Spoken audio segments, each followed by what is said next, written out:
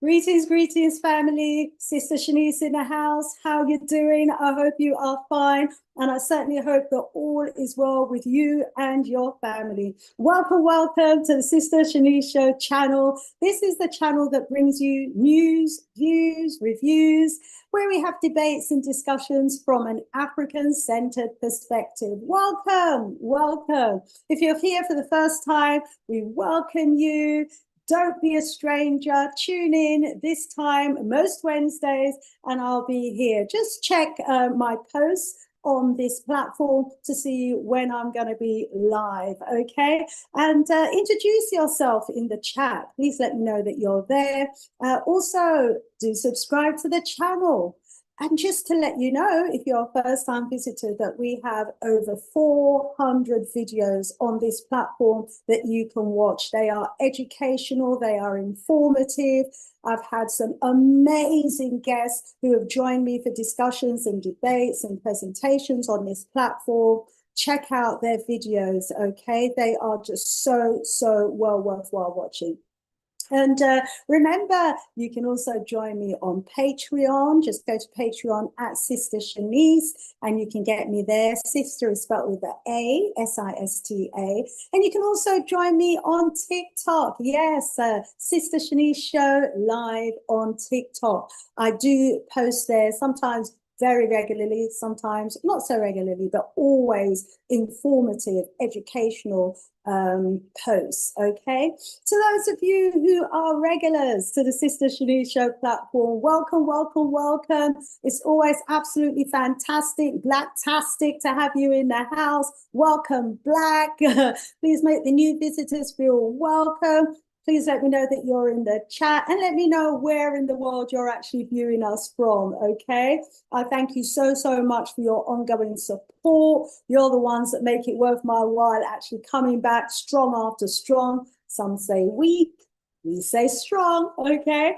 And we must be doing something right because we've actually cropped up well over 1 million views on this channel, and thank you to all of you who have made that possible, to those of you who share, to those of you who just talk about the channel, share the links, which reminds me I need to share the link and let people know that we are live. So let me do that right now.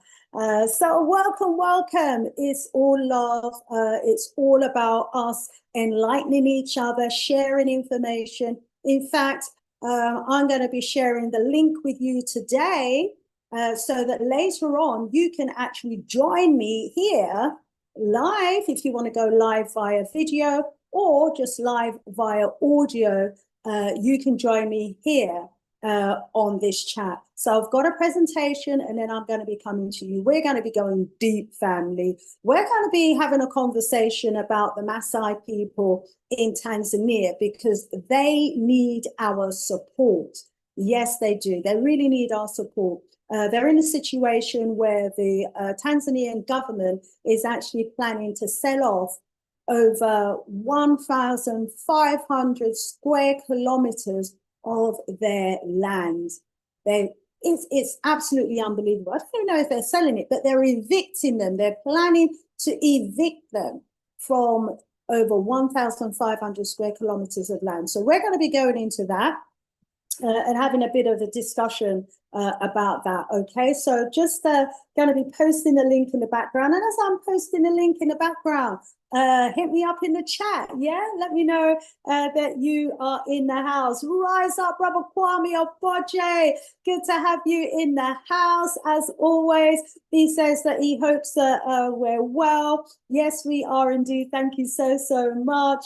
Also, want to rise up. Sister Betty, who's in the house. Hey, Hotep, my sis. As always, it's a pleasure to have you in the house. And, you know, as you can see from the convo that's already happening, it's, you know, we really welcome you to speak to each other in the chat. Sister Betty is watching us from North Carolina. Woo. Rise up. All those in North Carolina. And Brother Kwame Oboje, he's sending greetings from London. Yes, the capital of Western Babylon. Yes, indeed. So I'm just going to be posting the link to a few people in my WhatsApp groups, because quite often they're not able to pick up the link as quickly as I would like them to. So I always promise to send it out. So thank you for giving me a moment or two while I do that. Yes, who else do we have in the house? We have African Last Born in the house, saying greetings to all my Pan-Africanists. Yeah, man, rise up, African Last Born. Oh, good to have you in the house. What made you come up with that name, Last Born? Are you the last born in your family? They say the latter will be greater. Let us know. We also, who else do we have in the house? African Last Born says the government of Tanzania has already evicted the Maasai people to give way for the Arab new occupants. They need to return that land. They need to return that land, and whoever they're giving way to occupy that land, I hope every single Tanzanian comes out and totally opposes that move. And I'm sure you'll agree with me that that's the position we need to take once we've had a bit of a discussion about this matter today. I think the rabbit hole goes really deep, much deeper than it appears on the surface. And it could be very troubling and very concerning for our future if we don't do anything about it. And so, family, let's have the conversation today. This may very well just be the start of their plans to evict our people off of our indigenous land to give way to former colonizers and enslavers of Africans. Are we mad? Are we not in our right mind? Or have I lost the plot somewhere along the line? Please let me know if I'm worrying needlessly, because you might say, oh, Sister Shanice, there's nothing to worry about. They just want the land for tourism. They're going to be building some hotels and some wonderful development is going to happen on that site there. It's all fine. I don't know. And I want to hear what you've got to say as well by the end of my presentation. I want to rise up, Cousin Lynn, all the way, watching us all the way from Canada. Rise up, rise up. Oh, I'm delighted to know that you're tuning in. Oh, brilliant. We've got Canada in the house. We've got the USA in the house. We've got the UK in the house. Wow. Betty says, some colonizers taking our people's land. That's what I think. And she also goes on to say that it is shameful and very disrespectful. It really is. How can you, as the president of a country who's prepared to evict your own people off of their indigenous land, expect to be respected by any other government anywhere in the world? We're talking about the Tanzanian president here. She's the one who's making the decisions right now. And I think most of you probably saw the video of her being very disrespected at the French airport quite recently. She turned up there apparently to attend a conference and was treated in a very humiliating way by the immigration officials. I mean, why should they respect someone who has no respect for their people? Come on. Am I wrong to think that, we need to show respect to get respect? Let me know what your thoughts in the chat are, and let me give you a moment or two to come through the door before we actually kick off. Totally disrespectful. Kicking the people off their indigenous land. These are people who have been on that land for thousands and thousands, possibly millions of years. And we are kicking them off their land for Arab companies that want to come in and build a game park, or that's what they claim they want to do. What else could they be doing there?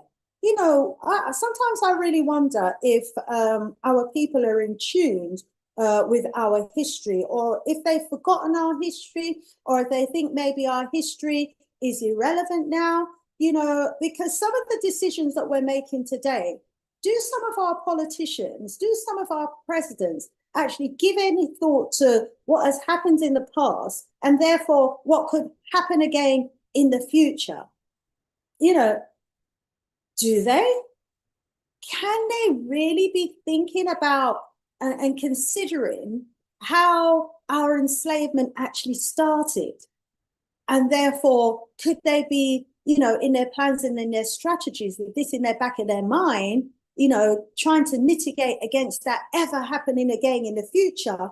Or are they just happily going along to get along and being told, and doing what they're told to do with no consideration whatsoever for the damage that they could be potentially causing for the future? Wow, wow, wow. Brother Kwame Aboje agrees and says it's absolutely unacceptable, and I'm beside myself really thinking about what this actually means, not just for Tanzania, but for the whole of East Africa, because this is how far this thing goes. When you allow, enemies onto your territory, albeit, they come in smiling, they come in as friends, they're coming in as those who want to help you to develop, whatever the excuse or justification may be for them wanting to come in. That's just to get in the door. And do we not know our history to know what happens once these people get in the door?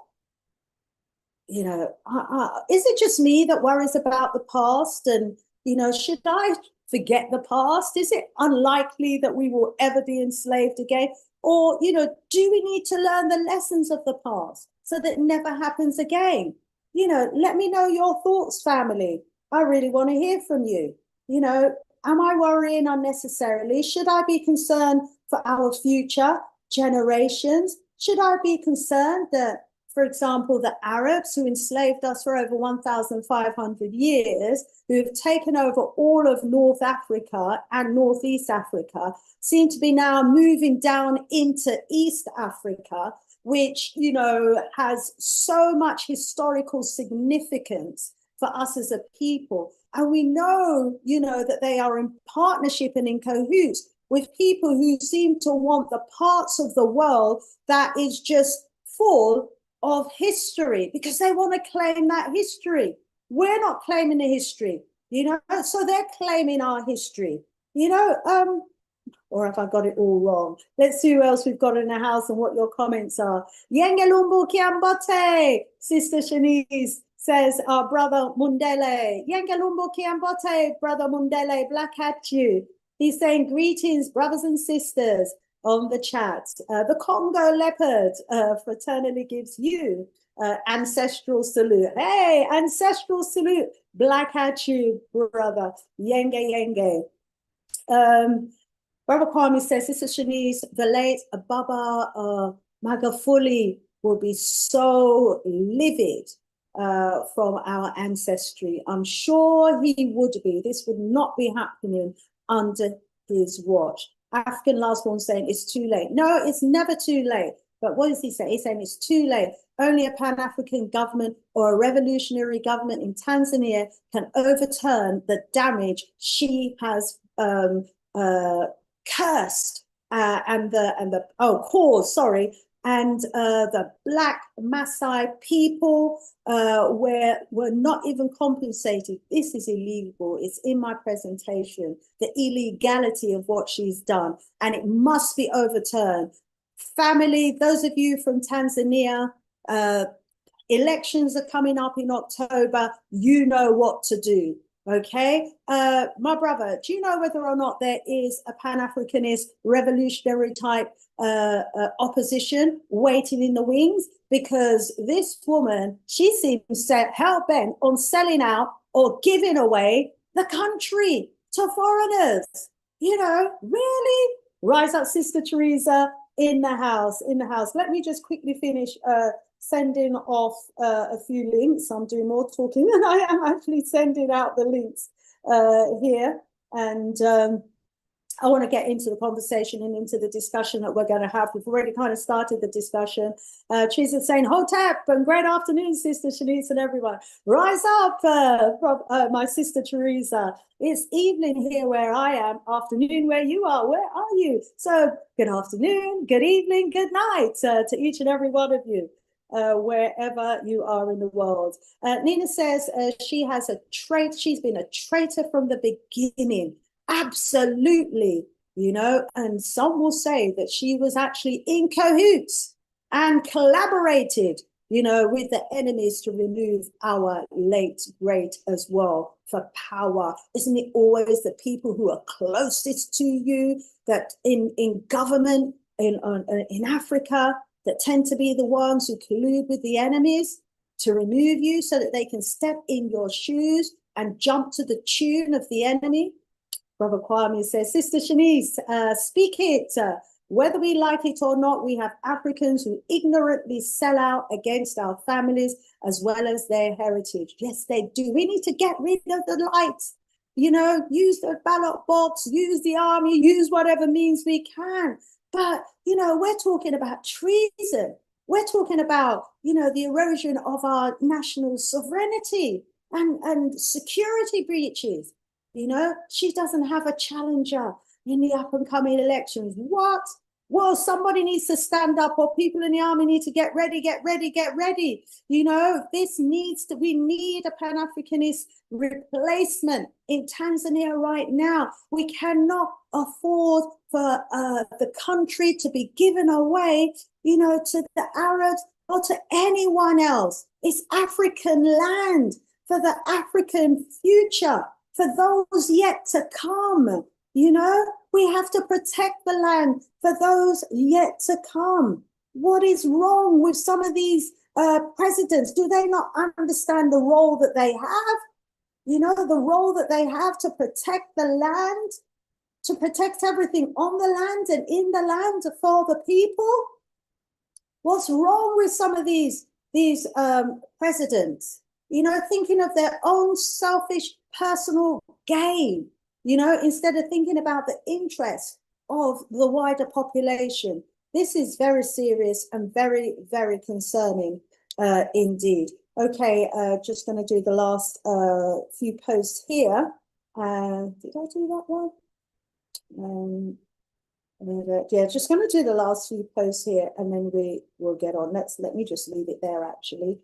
Forgive me if I promised to send you the link and I didn't. I just did a few quick posts. Let me check. I've sent it to Brother Glenroy because I was communicating with him earlier. He's actually in Tanzania, and I would certainly want him to be part of the conversation and, if possible, to join me as well on the show today, or to have a colleague of his do so. So I've got a brief presentation, and then after the presentation, what I'm going to do is I'm going to post the link so that you can actually jump on and join me. So if you're in the chat and you would like to join me, yeah, on the platform after the presentation, get ready, okay? You don't need to put on your video if you don't want to do so. You can just join me via the audio. That will be absolutely fine, okay? Certainly looking forward to some of you joining me. So let's see what else has been said in the chat. Yeah, she's hired Tony Blair. We know what he's about. The same thing in Rwanda. That's why they're taking all of the minerals out of the Congo. That's why they're behind the war in the Congo. It's all part of the Tony Blair Institute. He said that she's hired Tony Blair with the C-19 a few months after the Great Magufuli transition. Absolutely insane. I agree with you. Well said, Sister Minty said, I would be surprised if she had something to do with it. You know, there's so many people that think like that, Brother Kwame Oboje, that she probably had something to do, you know, with the removal and the untimely transition of the great Magufuli. He was Magufulianizing the whole of Tanzania. He was making strides. You know, Yenge, Brother Oboje, enough rise-ups going on in the chat. Okay, let me get the presentation ready. Is the screen clear? Excuse me, just a little touch there of the screen, just to make sure that when I share, you'll be able to see the presentation. And let's hope, yeah, that the internet lasts for me today. Those of you who are regular will know that sometimes we have some madness that happens here on the internet. Let's hope that we can get through today without too much challenges. Okay, so family, let's get the show on the road, shall we? Because we want to have a good conversation today about what's going on in Tanzania. I want to hear your views, your thoughts, and your opinions, and I'm sharing mine with you today as well. We have a very special young man. If he's able to join us, he'll be joining us later in the show today. He's actually a Maasai, and you know, he'll be able to tell us and share with us firsthand what's going on in that region. So here we are. Let's go to advanced reply. Let me share the screen with you, family. And oops, no, we don't want to be seeing me. Stop share. We want to pick the screen that's got the presentation on it. So let me just do that again. And we need this slide, actually. Let's take that out. So get ready, family. We're going to be having a very interesting conversation today. Hopefully, I've given you all enough time to come through the doors and to be in the house, okay? And so, because I don't want you to miss this, I want to hear your views, your thoughts, and your opinions. And I'm going to start actually by just sharing with you a little reminder of the book that I've got coming up, okay? So, I've got that in the background. It doesn't look like I can do it that way around, though. Okay, I can't do it that way around. No problem. I'll do it the other way around. Do it the regular way around.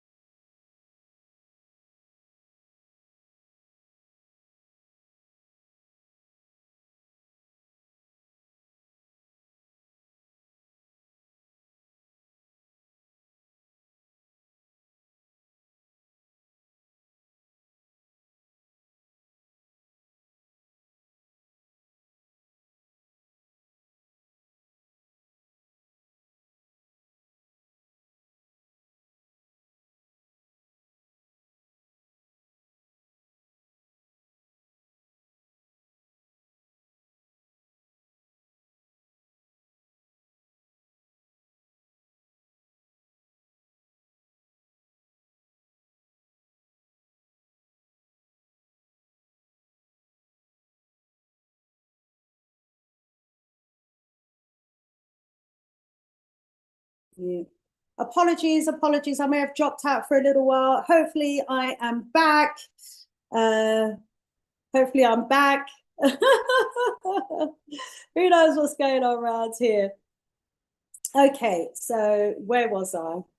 I was about to go into the presentation, and then Zoom decided to drop me out, but hopefully I'm back in again. Don't go anywhere. I will be back in a moment or two.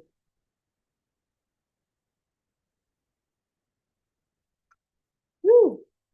Let's give you a moment or two to come back through the door. Hopefully you haven't gone anywhere. Hopefully I am back. And apologies for what happened just then. Okay, let me kick off, because I want to get a conversation going about what's happening in Tanzania. And I also want to tell you about the book that I've got coming up as well. It's going to be released. Oops, hang on. Got to share, got to optimize. We'll get there. We're getting there. Okay, right. Optimize sound. There we go. Yes, we're in advance. Let's go to the screens. Make sure we've got the right screen this time. Okay. Okay, let's see if this one works.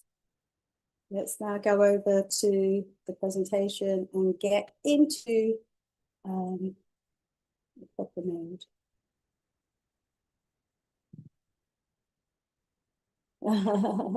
Yes, I'm back. Thank you so much for letting me know that I am back. Okay, fantastic. I can't see the comments at the moment because my whole screen is taken up with the oh, I better make sure that I can check though that I'm live.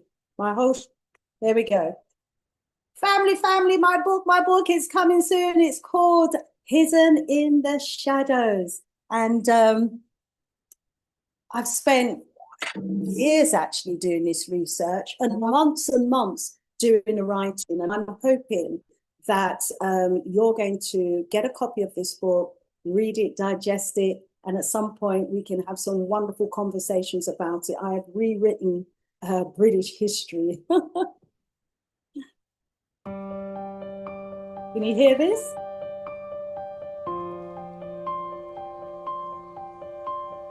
I'm Queen Scotia. My descendants shaped early Irish and Scottish history. I have been written out of the history books, but now you can read my story. Thanks Sister Shanice for resurrecting me and my family and for writing us back into history. Get the book and learn of my amazing journey and conquest of early Ireland. The book is entitled Hidden in the Shadows of Ancient Britain, an Erased African History Restored. Read and share my story.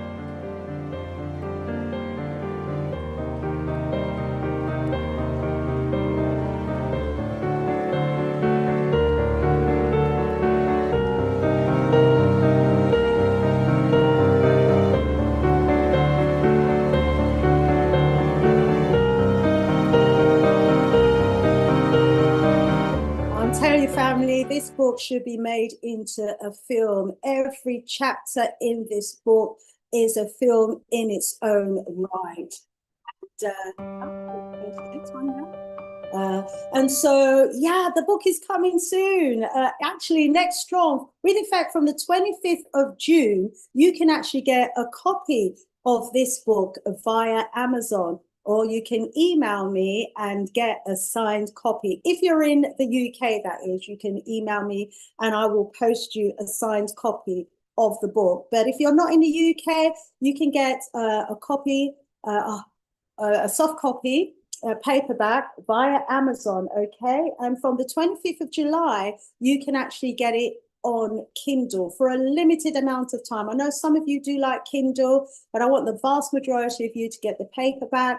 I want you to have a copy of this book in your house for your children and your children's children to read, okay? It's about our history in Britain. We have thousands, tens of thousands of years of history in Britain, which has just been erased. Oh my days. Coming soon, an enlightening book that restores an erased African British past and challenges the assumptions about the fabric of early British society. This is the book that puts Africans right back into their rightful place in ancient British history. It's entitled Hidden in the Shadows of Ancient Britain, an erased African history, restored by Shanice Lindsay. The paperback is available to buy via Amazon with effect from the 25th June 2025, price £25, 99 pence. If you want more information, or if you're in the UK and want a signed copy, email shanicebooks55@gmail.com. If you prefer Kindle, the Kindle release date is the 25th of July 2025. And you can pre-order yours now. You can pre-order the Kindle, and from the 25th of June, you'll be able to also get a copy of the paperback. So it's coming soon. The book is going to be so enlightening. Not sure why that slide's not coming up. It's going to be so enlightening, and I'm just honored, really honored that I've been in a position to hear from my ancestors to be able to put this book together. You know, in the book, chapter 12 tells the story of Queen Scotia.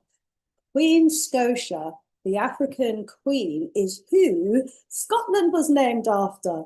And it's her descendants that ruled Ireland and Scotland for generations. Oh my gosh, wiped out of history. We are bringing her back, family, and we need to be making our own films about the likes of Queen Scotia. The love story, her bravery, she was courageous. She was at the forefront of the battle for Ireland. This woman, oh my gosh, was absolutely amazing. And, I had to go into ancient books to get her story. And you can get the story in this book. I've featured her and I've written this chapter as a love story because as I was reading about her and Melesius, her husband, who she had all her children for, you know that there had to have been something special between the two of them. And he, was a giant in his own right. So this is a little known story. And so I had to include it in the book. Please do get a copy. Make sure your children know of Queen Scotia as well. In fact, I'm so moved by the story, I might even do a children's story version book about it as well. So we're reclaiming the past and we're restoring the truth and we're reviving African greatness hidden in the shadows of ancient Britain, and erased African history restored.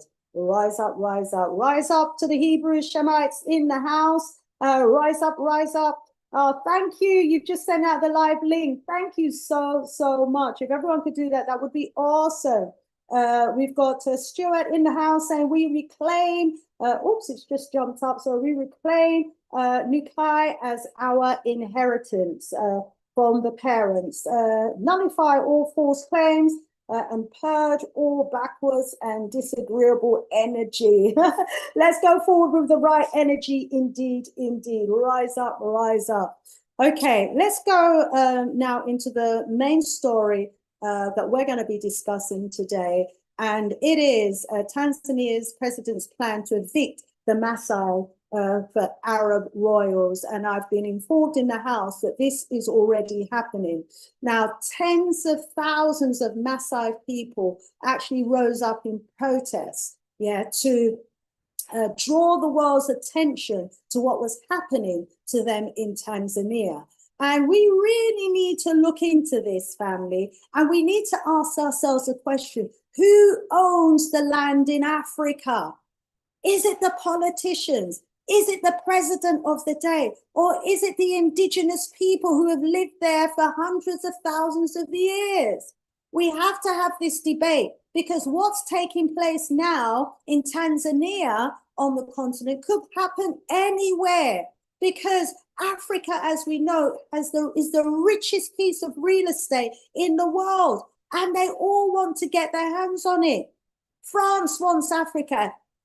USA wants Africa. The Arab world wants Africa. Indians, Chinese, Asians, they all want Africa. Okay, and they seem to just have to go through some sellout politician of ours to get our ancestral land. And if that is the case, it's a serious, serious situation that we find ourselves in. What they don't seem to realize is that, this idea that, they want to have some land in Africa so that they can turn it into a game park or something else. They don't stop to think that this could be, colonialism by the back door, and if we are giving over such a huge, vast amount of land to our former colonizers and our former enslavers, should we be surprised if our descendants, down the line find themselves being treated how we were treated centuries ago by the Arabs during the Arab enslavement, or how some of our people are treated today in places like Libya and Morocco and Tunisia and Egypt? We have to make the voices of the people matter. And we need to come out and support the Maasai people. They must have their land back. If the decision has already been taken, this decision needs to be overturned. let me give you a bit of a background from some of the articles that I pulled out about this. So Al Jazeera, they actually did a report. This was last year, where they were talking about Tanzania wanting to evict the Maasai for wildlife. And as I showed you in the previous slide from that demonstration, you know, the Maasai people were actually fighting back. So Joseph Olashange's theory is that the government officials in his country, that's Tanzania, see people from his community as less than human.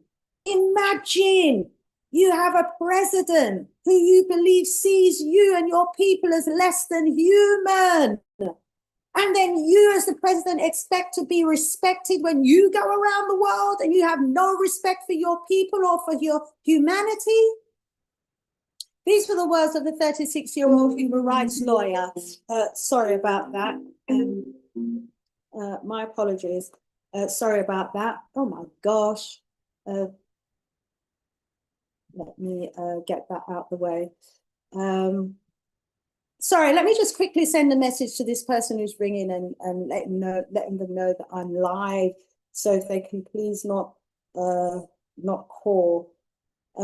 Apologies about that. I'm going to go straight back to the presentation in just a little while. I'm just a bit worried that they might call back again if I don't send this message. So this happens when you're live, when you're working single-handedly, when you're flying solo, it's all going on, but I'll get straight back in the flow in just a second. Right, here we go. Let me just call. Right. Here we go. There we go. Okay, just letting everybody know that I will put the live link in the chat in a little while, okay? Give me a chance to go through the presentation and I'll definitely do that. So we have the 36-year-old human rights lawyer who's a member of the Indigenous Maasai group, and he's one of several people who've been at the forefront of this fight. And he's the one that made that comment about the Tanzanian government seeing them, you know, as less than human. Wow. Wow, wow, wow. This is really awful. So what's happening there is that the officials had decided that they wanted to evict the Maasai people from off the land so that it could be used for wildlife. It could be used by rangers and for game, basically. An Arab royal family wants to use the land for game, to kill our animals. You know, our animals once roamed the whole of Africa, including North Africa, where these people are. And, you know, they've annihilated almost all the animals in that region. And now they want to move into East Africa and do the same there. You know, officials say the evictions are to protect wildlife. The Maasai people have been protecting wildlife for tens of thousands of years. That's why the wildlife is there and why we can go there today and enjoy the wildlife, because they have been living in harmony with the wildlife. But the Maasai members have accused the park rangers and security forces of intimidation and rights abuses, including killings, sexual assaults, and livestock seizures. Wow. Because the courts have not always ruled in favor of the aggrieved Maasai community members, like Olashange, have taken their complaints to the governments of big funders from Germany to European Union, urging them to withhold crucial funding and pressure the government to halt the alleged violence. You know, as Pan-Africanists, we need to jump on this.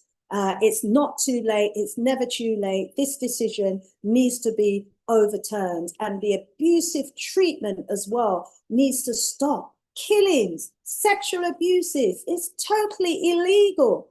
Now, what is the size of the land that we're talking about here? It's 1,500 square kilometers of land. Yeah, the size of London. just slightly under 72 square kilometers under the size of London. That bit of real estate in London actually has a population of over almost 9 million people. 9 million people is the population of Greater London, which is almost the same size as the amount of land that we're talking about here. We're talking about a huge amount of land, the size of an area equivalent, almost equivalent to Greater London in the UK, that is made up of 32 London boroughs, including the City of London, a population of almost 9 million fit on that piece of land of that size in London with Rome. This is the size of land that we're talking about. And this seizure of African land is happening at a time when other parts of Africa, like, for example, in Central and West Africa, where we've got models of progressive African countries like Niger, Burkina Faso, and Mali, who are taking back their land from the French. They're taking back their land because they understand the importance of land and sovereignty, and the importance for us as Africans to be the ones who are in control, total control of our land, who own the land, who own everything on the land and beneath the land. And as leaders, we need to recognize not only do we have a responsibility for the people of our nation, irrespective of the different nationalities, we also have a responsibility for the animal kingdom. We have a responsibility to manage the resources under the land. You know, we have a responsibility for the environment itself. Our responsibility, you know, as leaders over land is huge, it's vast. And I don't think some of our leaders really fully understand the extent of their responsibility. But these men do. So I want to rise up Assimi Goïta, the president of Mali. I want to rise up Tishian, apologies for pronouncing your name wrong, the president of Niger. I want to rise up Ibrahim Traoré, the president of Burkina Faso. These are young men, progressive young men who are demanding total control of their country, ownership of their land, freedom from colonialism, independence from those colonial nations. And they are setting an example that the rest of the African continent ought to be following. But it seems that some African leaders are deaf, dumb, and blind, and are an embarrassment to the whole of the African continent. Now, there was a president back in 2014 when this whole matter regarding the relocation of the Maasai people came up. But this president, Jakaya Kikwete, he vowed never to evict the Maasai people. And this has to be the narrative and the commitment of any future government of Tanzania. They need to have a policy and a commitment never to evict the Maasai people and to return them back to their land.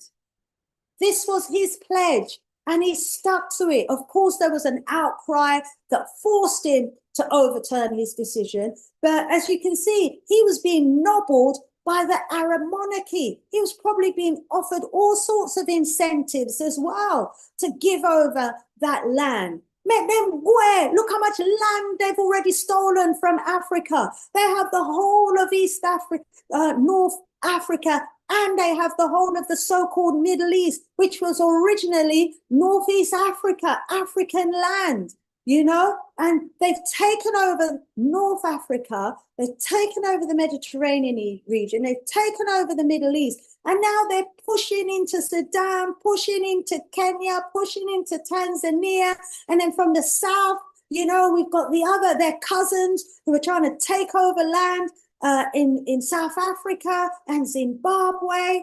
Where's the international outcry from the African majority around the world about what's happening right now? Arab royalty, yeah, want African land as a hunting ground. Their monarchy want it so that they can use it for a hunting ground to hunt our animals, to slaughter our animals out of existence. 1,500 acres of pristine African land. Why would African leaders want to deprive their own people of their homeland? Why would African leaders want to sell out African land for financial gain to foreign interests? You know, it's a wicked situation. This, we're talking about, you know, the near birthplace of civilization. We're talking about a part of the world that is so rich in history, yeah, under the ground, that is yet to be uncovered, that they know is there. What more do they know about that region that they want, that we don't know, that the government doesn't know? What riches are there under the world, under the ground? You know, what sacred significance is there about that region? You know? So this is what they do. They take over the land. They come in as friends. They say they want to, you know, just use the place for gain. And then we don't know what's happening there because they fence it off. And all we see is bombs going off. They brought in their armies. They brought in their drones. They're using it for experimental purposes. You know, what are the implications for national security? Has this been considered? You know, what are the implications for our future? Has this been considered? There's so much that we need to consider about this that we're not. We had the Human Rights Watch that were coming down in support of the Maasai, you know, and it's good that they're supporting, but, you know, they have their political reasons why they're supporting. Human Rights Watch is probably mainly, you know, it could be a European outfit here. And they're thinking, we don't want the Arabs to have that bit of land. We want it for ourselves. So, you know, they're fighting each other all the time, you know. But anyway, they were exposing the fact that the Tanzanian government was forcibly trying to evict the Maasai people from northern Tanzania. And as we know, this violates their rights. They have a right to the land. It's where they have their livelihood. It's reflective of their culture.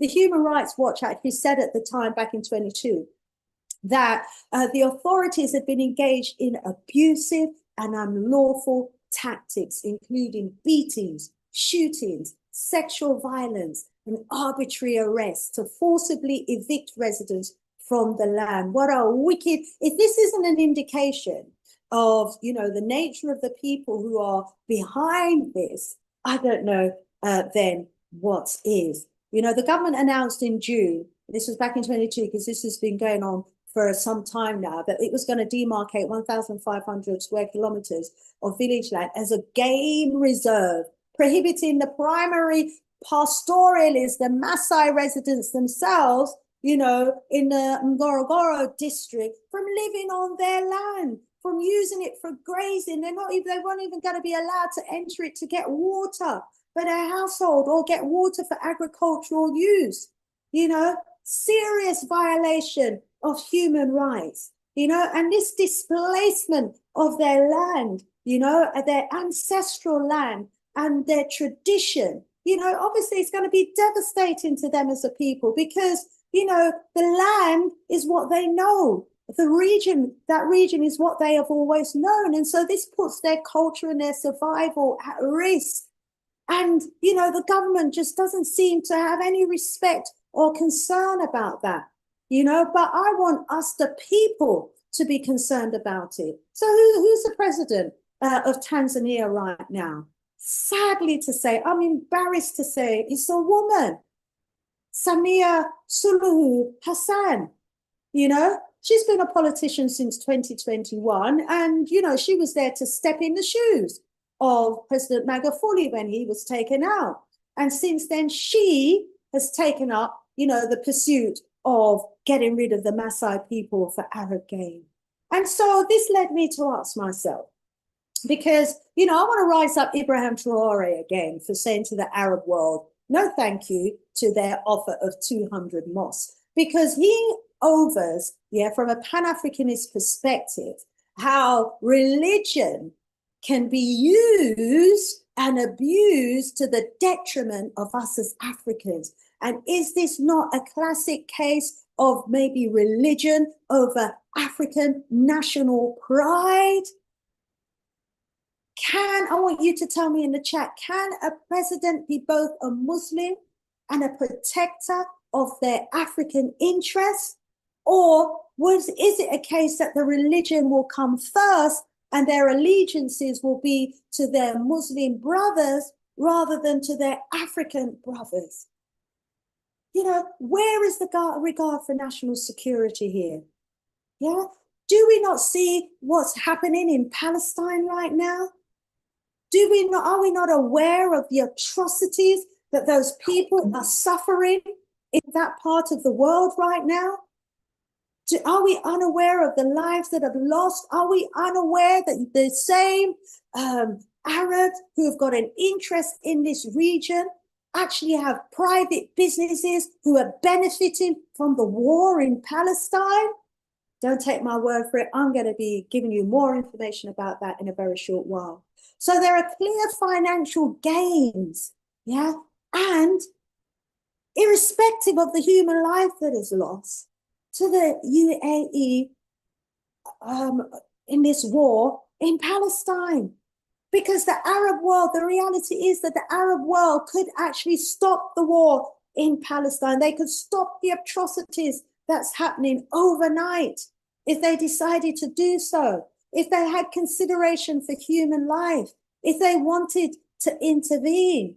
They could stop it overnight. I'll say more about that in a little while, but we need to know the sort of people that we're inviting in as neighbors.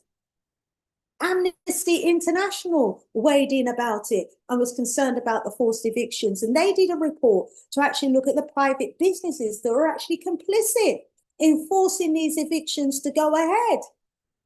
So the Amnesty International conducted their own research back in 2022, and they was looking at the businesses that were operating or planning to be operating in that region. And they actually found that private businesses had been complicit in the forced evictions of the Maasai. And they were the ones who were involved in trying to force them off the land. And this is available in a report that they wrote that was updated last year. Just last year, this report was updated. So you can get a copy of it. It's entitled "A Private Business Complicit in Forced Evictions of Maasai Communities by Authorities." And these private businesses that have been complicit in trying to force the Indigenous people off their land is all talked about in this report. And what they say is that the role of businesses in forced evictions in Loliondo, Tanzania, details how Otolo Business Corporation, a trophy hunting company linked to Sheikh Mohammed bin Rashid Al Maktoum, who's the Prime Minister of the UAE and a member of the ruling royal family, has been participating in forcibly evicting the Maasai indigenous community. So they have directly linked, Amnesty International has directly linked the Sheikh Mohammed bin Rashid Al Maktoum, the Prime Minister of the UAE, to the eviction of the Maasai people. Why must they have in yard? Look how much teeth in land them have there, so. Look how much land them teeth from us already, and now they're coming into Tanzania to teeth more land from the indigenous people. That company has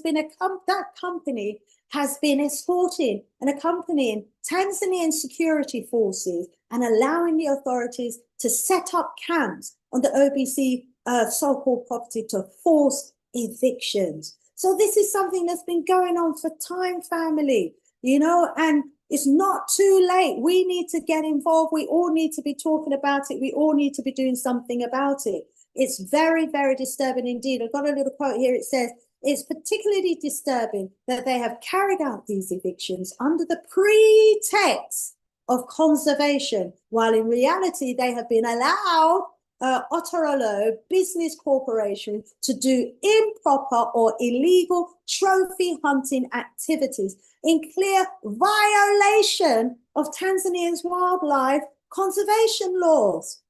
Yeah. So they've been allowing trophy hunting. Why? These are our animals that we should be protecting. We have been given the most precious piece of real estate on the planet. We have some of the most beautiful animals that still exist in the world, and we are allowing people for sport to murder them? What?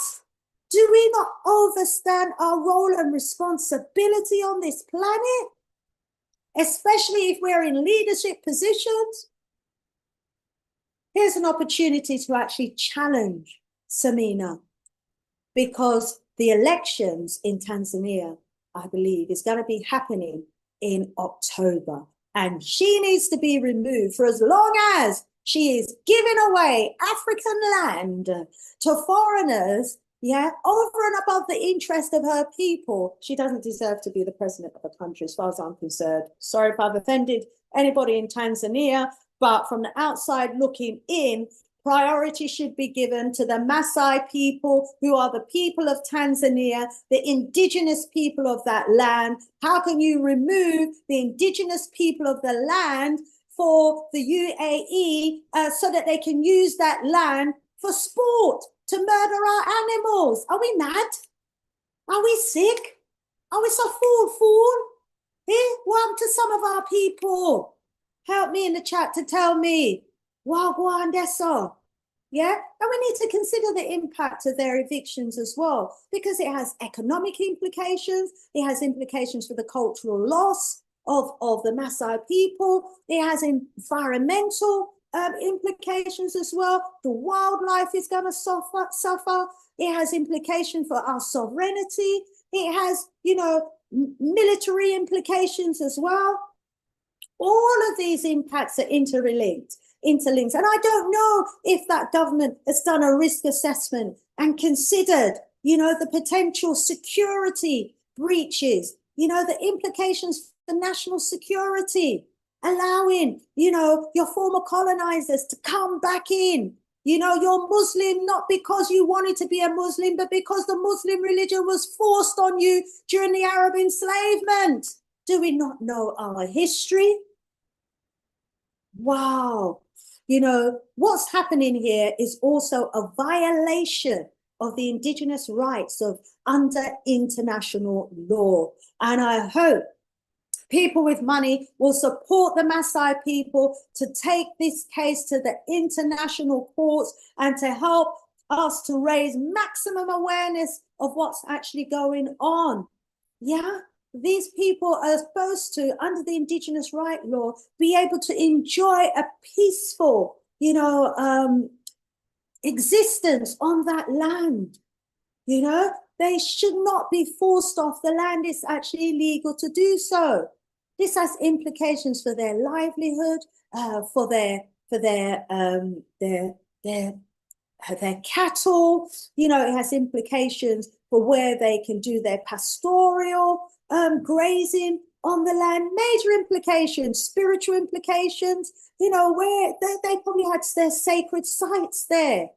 Cultural implications. This is a human rights abuse at the highest level. And of course, as always, it's our people who have been targeted for human rights abuses. When is it going to stop? When are we going to get the sort of leaders who care about their people enough to not want to sell them out and allow them to be abused? Security forces have used tear gas, live ammunition, arbitrary arrests, sexual violence, and all sorts of abuses to run the people and chase the people out, totally undermining, everything that the Maasai tradition stands for. The beautiful Maasai people who have brought so much tourism To the country. Wow, who has been looking after that part of the African real estate? You know, and why is all of this happening?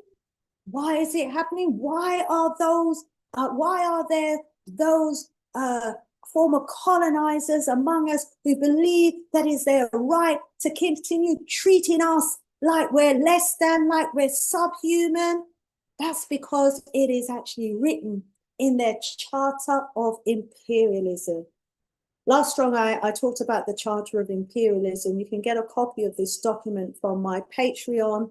Go to Sister Shanice and join me on Patreon and get a copy of this Charter of Imperialism. We all need to know what it's about. You know, it was the former colonizers back in 1884-85 at the Berlin Conference who not only divided up Africa, but also developed what they called the Charter of Imperialism. And this was the document with the rules that they laid down, which was to provide the framework for keeping us oppressed for generations, for centuries, keep us oppressed geopolitically, economically, culturally, you know, militarily. Their rules, they've laid it down in what they call the Charter of Imperialism.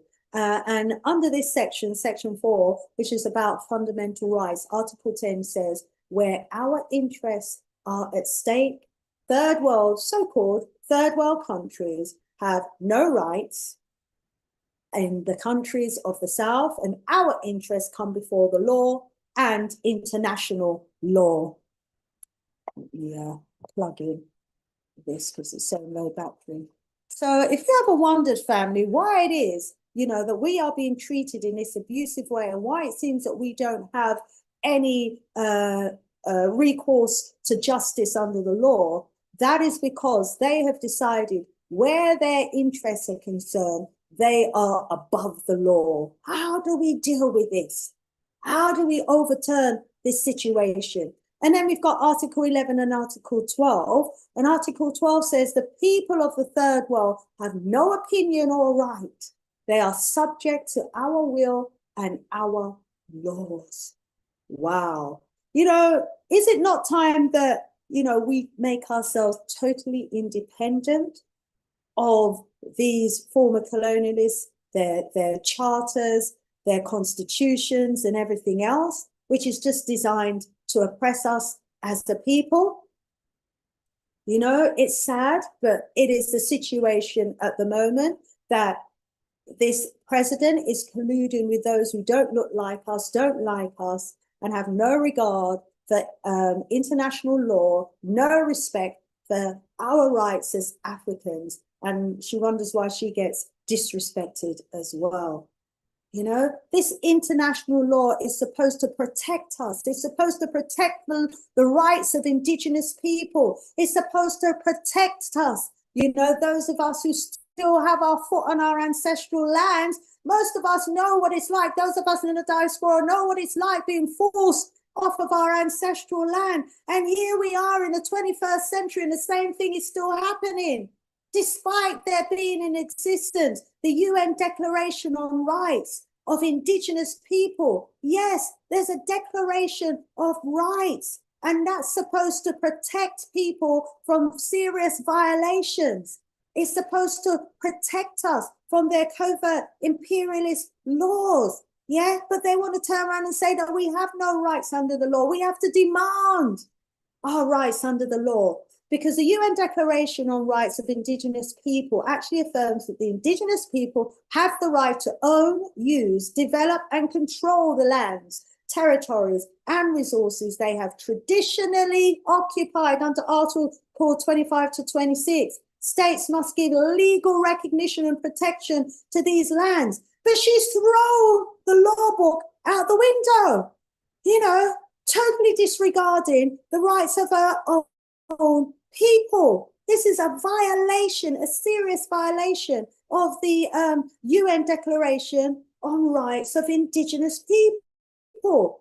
And, you know, if they do want to consult with the Indigenous people about the land, they're supposed to allow the people to be engaged in free and fair consultations. They're supposed to get their consent, you know, and, you know, it's supposed to be done in a humanistic kind of way. But no, they've resorted, you know, to abuse, killings, rapes, torture, you know, live ammunition, and forced evictions, which is totally illegal. The International Covenant on Civil and Political Rights, the ICCPR, and the International Covenant on Economic, Social, and Cultural Rights prohibit arbitrary displacement and uphold the rights to culture, livelihood, and self-determination. A case needs to be taken out under these laws that is supposed to protect the Indigenous people, and we the people need to get behind these Indigenous people and protect them, because it's the Maasai today and it's another nation tomorrow. Yeah, they'll be knocking on Tinubu's door, they'll be knocking on Togo's door, they'll be knocking on the door of Cote d'Ivoire and all of these other puppet governments that we've got on the continent to take our land. Yeah? Serious things, you know, and it's a dangerous precedent. So this needs to be challenged legally. Yeah, there's legal recourse to justice if these rights have been violated. And right now, the Maasai people's rights have indeed been violated under international law. And the Maasai community, you know, need to have recourse to justice. You know, my heart grieves for our people. Here they are, you know, protesting in the face of violence, in the face of eviction, you know, protests against the UAE who want to come in and take over their land and use it as a game reserve to slaughter and murder and eventually make extinct the animals in that region. Is there no justice in this world for even the animal kingdom? For the human Maasai people on the land? You know, what a wicked world we're living in. And not only are we experiencing a situation in Tanzania, where the government is in consultation about giving over indigenous land to non-indigenous people, but the same thing is happening in Zimbabwe, where President Mnangagwa is proposing to evict farmers, productive farmers, and war veterans from the land so that he can give his white buddies over 1,000 hectares of farmland. What is wrong with our people? Do the people of Zimbabwe not know how much blood was shed in fighting over that land, so that land could be preserved for the children yet to come? We have a duty and a responsibility as today's people on this planet to protect the land for the children yet to come. If we don't do it, then Zimbabwe and South Africa and Tanzania is going to end up looking like the northern part of Africa. It's going to look like Morocco, Tunisia, and Egypt, which was once Kemet, which was once African land. What is wrong with our people? Here's another look at the beautiful Maasai people who are so proud of their culture, proud of their tradition, have so much pride in their heritage, you know, but unfortunately they're governed by a president who has no respect for them as a people. Context was actually reporting about their eviction as well last year. They were talking about the tens of thousands of Maasai people that gathered in protest against their planned eviction, you know, and so they're fighting their fight as well. They're protesting, you know, and we need to support them in that fight. And, you know, I came across this video recently, family. I'm going to be finishing soon and I'm going to be opening up the line for you to join me. I'm going to be posting the Zoom link so that you can jump in and join me. But you know, I want you to go to Double Down News and take a listen to what this Arab-looking brother has to say. He's someone who's in support of the Palestinians, and he's claiming that the Arab rulers are actually complicit in the war in Israel. He's claiming that Iran is being punished for supporting the Palestinian cause. Now, what are the implications here? You'll hear in a moment, right? Because this is a situation where the entire Arab world has ignored billions of citizens from around the world and from their parts of the world who have come out and opposed the war and have been in support of Palestine. They've seen, the atrocities that are happening in Palestine. And as a human being, you can't watch what's going on in Palestine and not feel, totally cut up about what's happening, and people have done what they can. They've come out in protest, but he has looked into the businesses that seem to have, or that do actually have, financial interests in this war and are actually benefiting from it. And he's identified businesses such as the Affinity Partnership that's financed by the Saudis and the UAE and Qatar. And check out who heads up that business. He says it's none other than Trump's son-in-law. What's Trump's son-in-law doing in business with the Saudis and the UAE and Qatar? And what is the link to Israel? Wow, family, the rabbit hole gets deep. This is what this brother here is reporting about this link. He is saying that the UAE is actually behind closed doors financing private sector arms companies that's linked to Israel and the USA.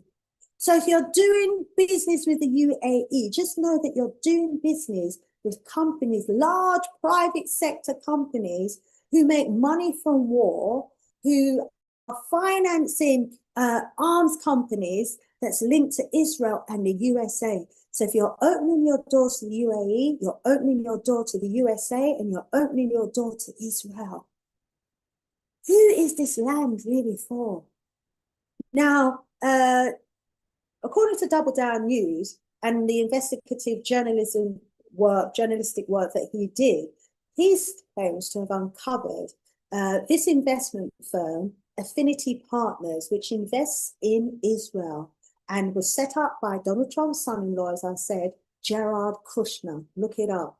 He said that it is funded by the Arab states to the tune of billions, and that they receive millions from the UAE. Affinity Partners, he says, acquired ownership of Israel's largest shipbuilding company, the Sholomo Group.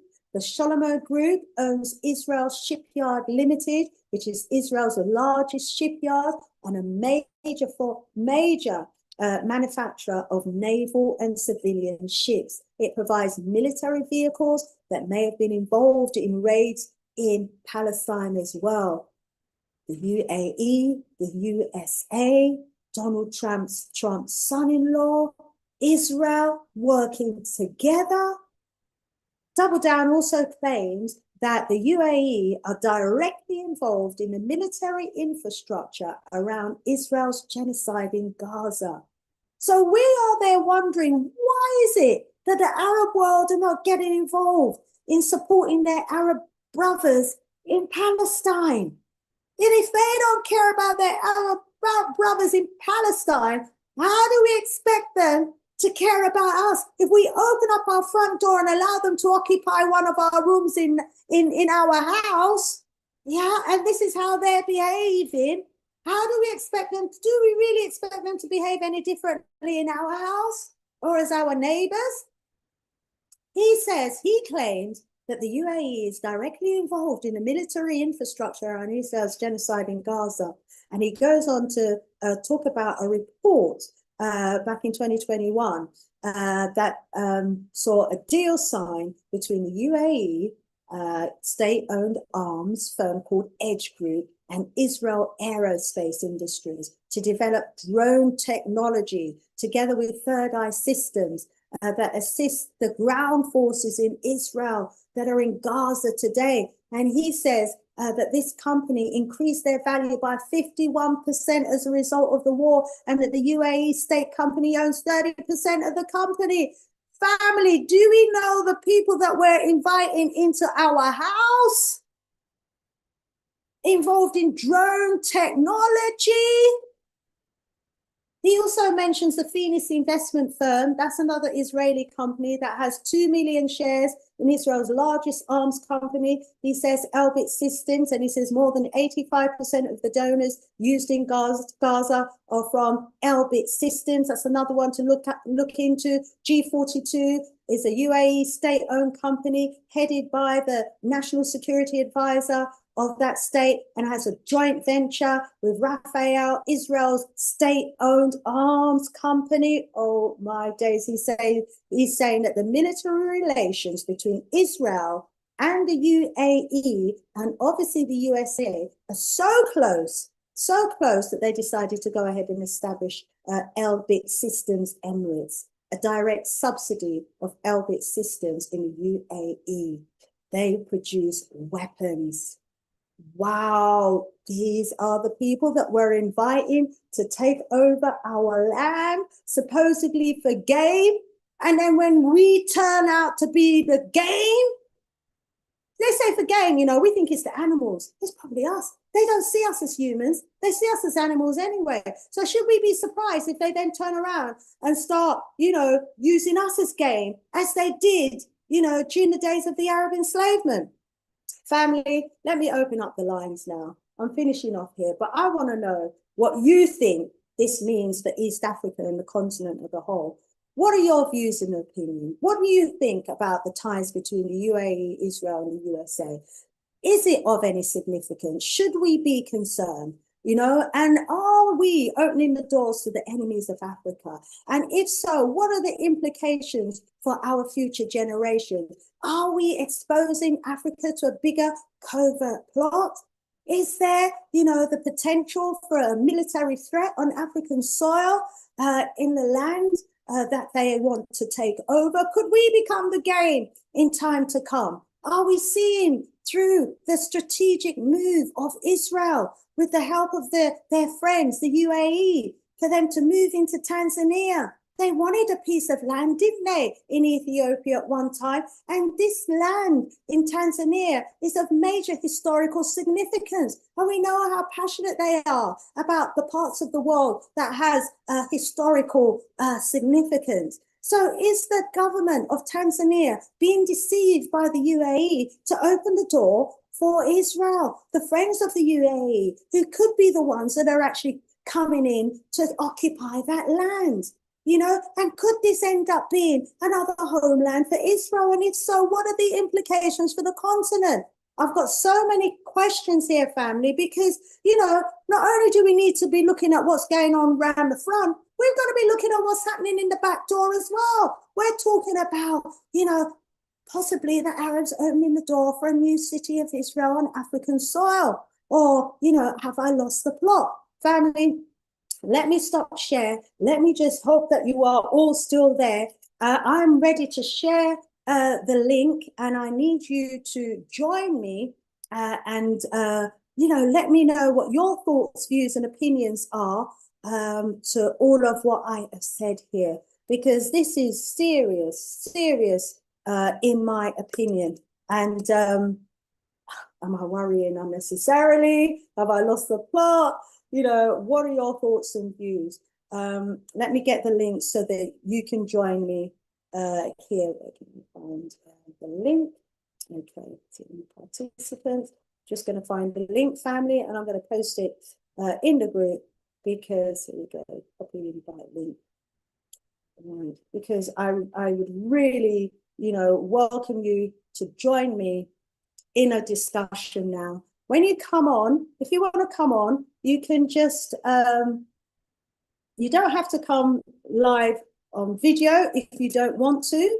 You can just come via audio, okay? But I would really welcome you to join me. There's a link for you to jump in and join me. In the meantime, while I'm waiting for some of you to join me, I'm going to see what you've been saying in the chat, okay? So I've just posted the link. Please do join me. Right. Yeah, please do join me. I welcome you to, give me your thoughts, views, and opinion. This rabbit hole to me just seems to go really deep. These people are working together in business, and we could be the prey, and we don't even know it, and our leaders don't even seem to know what's going on and what time per day it is. Oh. Whoops. Let me post the link again. And this time I'm also going to include the passcode, etc., so that you can come on board. Because I want to join me now. Oh, brilliant. Okay. Let me post that again.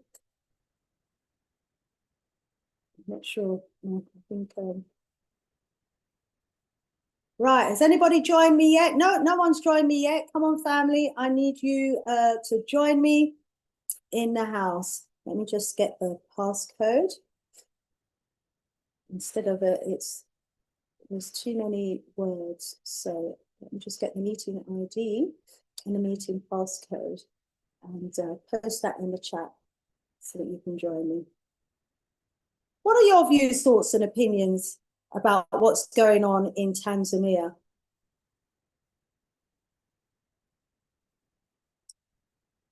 Let's get rid of all of that. Oh, it doesn't want to. It seems to want to post. Okay, let me try something else. Let's get rid of some of this. Right. Oh, it's freezing a bit.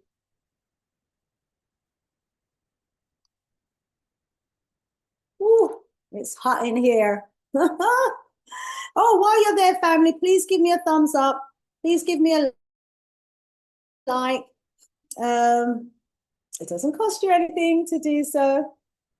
And they say it helps with the algorithms and it helps to get works out there, but not in the case of my works. I tell you, they have been sitting on my subscriber numbers for the last 3 years. I haven't gone past 14,000 for the last 3 years, which is impossible. So we know that that's all wrong. I don't need that in there. So apologies that this is taking a little longer than it should.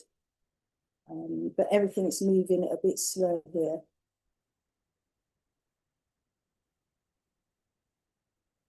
Oh, I've been joined by a couple of people. Absolutely awesome. Let me put on my speaker.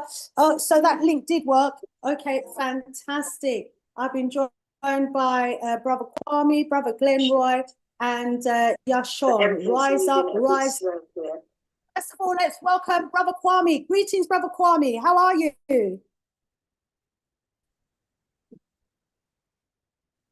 Brother Kwame, can you hear me? I can hear you. Awesome, Brother Kwame. I thought it was Kwame Aboche. It's actually Kwame, the other Kwame from Nottingham. Brother Kwame, welcome, and thank you so much for jumping on board. What are your views, thoughts, and opinions on what we've been discussing this afternoon, beloved? So, if people are not aware, there was a saying by the former U.S. President Dwight D. Eisenhower, who was actually one of the first Black presidents, well, first mixed-race presidents of America before Obama. He said, "Whoever controls Africa controls the world." Yeah. So think about that. Whoever controls Africa controls the world. Why do you say that? Whoever controls Africa controls. And why do you say that? He didn't say that for nothing or play child's talk. He said that because they are fully aware, the Western elites and the others are fully aware that Africa is the home of all the resources that everyone needs for their survival and for their industrial complex. Yeah. So when we're talking about this, even this so-called AI revolution, all the raw materials that is used to make AI derivatives coming from places like DR Congo, Zimbabwe, etc., etc. Right? And Jack Chirac former French president, said that without Africa, France would slide to the realm of a third world country. That's how important Africa is in the global world order. And primarily, they want African land. They don't want African people, they want African land. And let's not forget, I think he said this already, that a quarter of our land is gone already, gone. Quarter of the land is gone. So we've lost North Africa, Tunisia, Morocco, Egypt, Algeria, Libya, gone to the Arabs. Yeah, our people that live there, who have lived there for more than 10,000 years, are now second-class citizens in their own country because of Arab apartheid. Yeah, go to Morocco. I've been to Morocco. Go to Libya. Go to Algeria, Tunisia. How we're treated in those countries. And then in the south of Africa, that's even more disturbing, and people don't think, the people are not aware of it.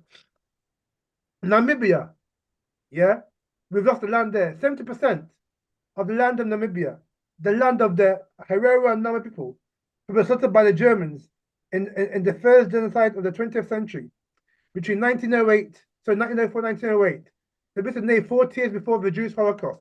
Yeah, our people, Nanama and Herero, were settled by the Germans. Yeah, and the white Germans occupy 70% of the land in Namibia. Botswana, white people control about a third of the land in Botswana. Right, South Africa, which is the big one, despite the fraud of Nelson Mandela and the ANC, right? White people in Tanzania, South Africa, so-called South Africa, control 75% of the best land in the country. Zimbabwe, right? There's still a lot of white farmers there. Don't believe the type about they've gone. No, they haven't gone. Right? They control still vast areas of land in Zimbabwe. Right? Kenya, yeah. White people control a third of the land in Kenya. Look at where the tea is going. Take the tea, right? The Kenyan Tea Company or the Kenyan, Kenco, the Kenyan Coffee Company, yeah, owned by British people who own vast areas of land in Kenya to grow tea and coffee. Zambia. Chinese occupy a lot of land in Zambia, right? Mozambique. I heard the other day that white farmers now control a lot of farmland in Mozambique. Yeah, so this is Southern and East Africa. Yeah, and now we see, Tanzania now, where this wicked woman, this evil, treacherous African called Suluhu Hassan, who, by the way, was complicit in the murder of our hero, John Pombe Magufuli, yeah, she is now being an aid and abettor because she is funded, supported by the Tony Blair Institute, yeah. She is now been given a carte blanche, right, to do whatever she wants in Tanzania, yeah. Doesn't matter about the indigenous people or whatever. She has an agenda, right, and her agenda is basically to give the white man, give the West what they want out of Tanzania. And so, as John Henry Clark said, right, Africans have got no friends. So we are hemorrhaging. So we are hemorrhaging in our own continent, my sister. And if you don't take time, right, we're begging even to get a piece of land in Africa, because these people have an agenda.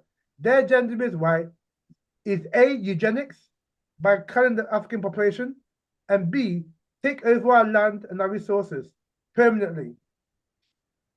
Brother Kwame, I'm sure, all of us would agree with you. And the statistics that you've reeled out there for us today, just highlights really the extent of the problem that we have on the continent. We don't even own, the land in so many parts of Africa.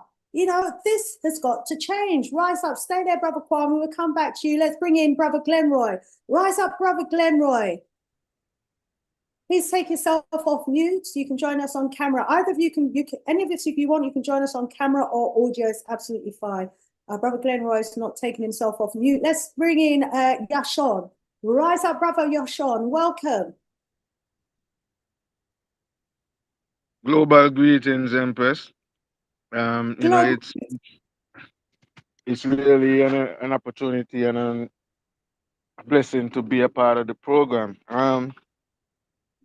Now, it is sad when I do listen to what's going on in Tanzania in terms of the Maasai people. I mean, these people, their heritage, go way back, and to now be seeming to be giving up that bit of indigenous land so easily.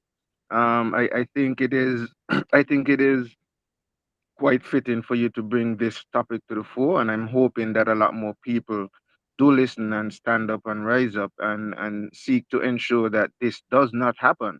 I think we do need to, in more times, bring our stories to the fore. We need to have a lot more platforms where we can hear the story from our side and from our perspective, and I think that is one of the things that is challenging us as a people.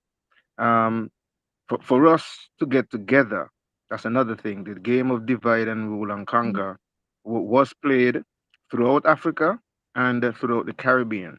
Um, I am originally from St. Kitts and Nevis in the Caribbean, but I'm presently based in California. But I know the struggle as a Caribbean, person, the same divide and rule, conquer. Some Caribbean territories are French, some are Spanish, some are Dutch, some are British. And then you have these games being played. Some people believe they're better than the other because, oh, I speak French and I speak English, and these kind of little petty differences that they have us under. And we can't also forget the efforts that were made in terms of seeking to control us mentally. That is one of the reasons why it is so challenging for us in these times to find ourselves, because a lot was and is done in terms of the brainwashing, the brain, well, I call it brain bleaching in some cases, because some of us have gone so far that we are not going to get back. And maybe the sister in Tanzania is one such case, where she's fully brain bleached, and that is why she would not necessarily see what we are seeing in terms of giving up such lands and destroying the Maasai people who have been there for all of these years. So I just give thanks, and I want to encourage you to continue doing the work that you're doing and continue to enlighten and uplift, the African race, and push the quest forward for African unity. Rise up, Brother Yashon. Thank you so much for jumping on and for sharing your thoughts and views. Very important comments there. And it leads me to ask the question. I'm for people wanting them to have a religion if they want to have a religion, but should we be putting our religion before our people? This UAE, they offered Burkina Faso 200 mosques. Now, this is where, religious then gets used for politics. This is how some nations have controlled us, use religion to control us.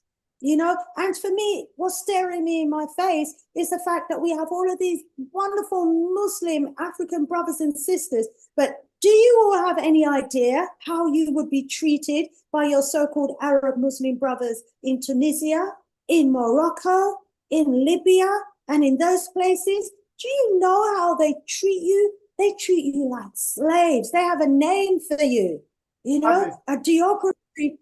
Abi, thank you, Brother Kwame. They have a derogatory name for our people because they don't see us as human. They see us as less than. And there we are thinking that we're part of a brotherhood. Yet they just want to come in and take over control of our land. Rise up, Brother Kwame. Thank you for joining me. Brother Kwame Oboje is coming on video. How are you, my brother? Shanice, how are you?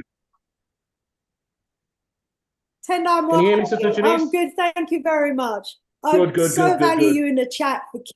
No problem, my sis. That's what I'm there for, as your colleague. And yeah. How's Brother Errol? Thank you. He's very well, thank you. Good. Send my love to him as always, yeah? Will do. So, beloved brother, what's your take my on sister. Go on. Yeah, what's your view? What are your opinions here? Yeah, in my opinion, my sister, I'm not surprised we have stooges amongst our own people. Yeah, Samia Hossein, or whatever it's called, is a disgrace. Yeah, to sell our own brothers and sisters' heritage, the Maasai, yeah, is a stab in the back. Yeah, we are Africans, and most of our people are so hoodwinked by the backward practices of non-Africans, whether it's Europeans, Arabs, etc. We're not one of theirs, they ain't one of us. You go behind your own people's back by selling their land to the devil. What sort of person are you? What sort of person are you? And when I see that woman, yeah, I feel sick to my stomach that people like that can get away, can do this. It's very disheartening. It's, you know, when you think of the blood that's been shed, when you think of the lives, you know, our freedom fighters, keeping their lives fighting so that we, this generation, absolutely right. you know, can free from our enslavers. And we seem to be walking back into slavery again by, you know, going into partnership with our former enslavers. We don't learn. Some of our people don't people in the back are selling their land. How dare you? You're a disgrace. You know, that woman, yeah? And Brits would never do that. Baba Magufuli, from the ancestors of the sky, will deal with this woman. That you're a disgrace. You are a traitor. And you're not fit for purpose. There. We've got Brother Sayal on the line. Jump in, Brother Sayal. Welcome.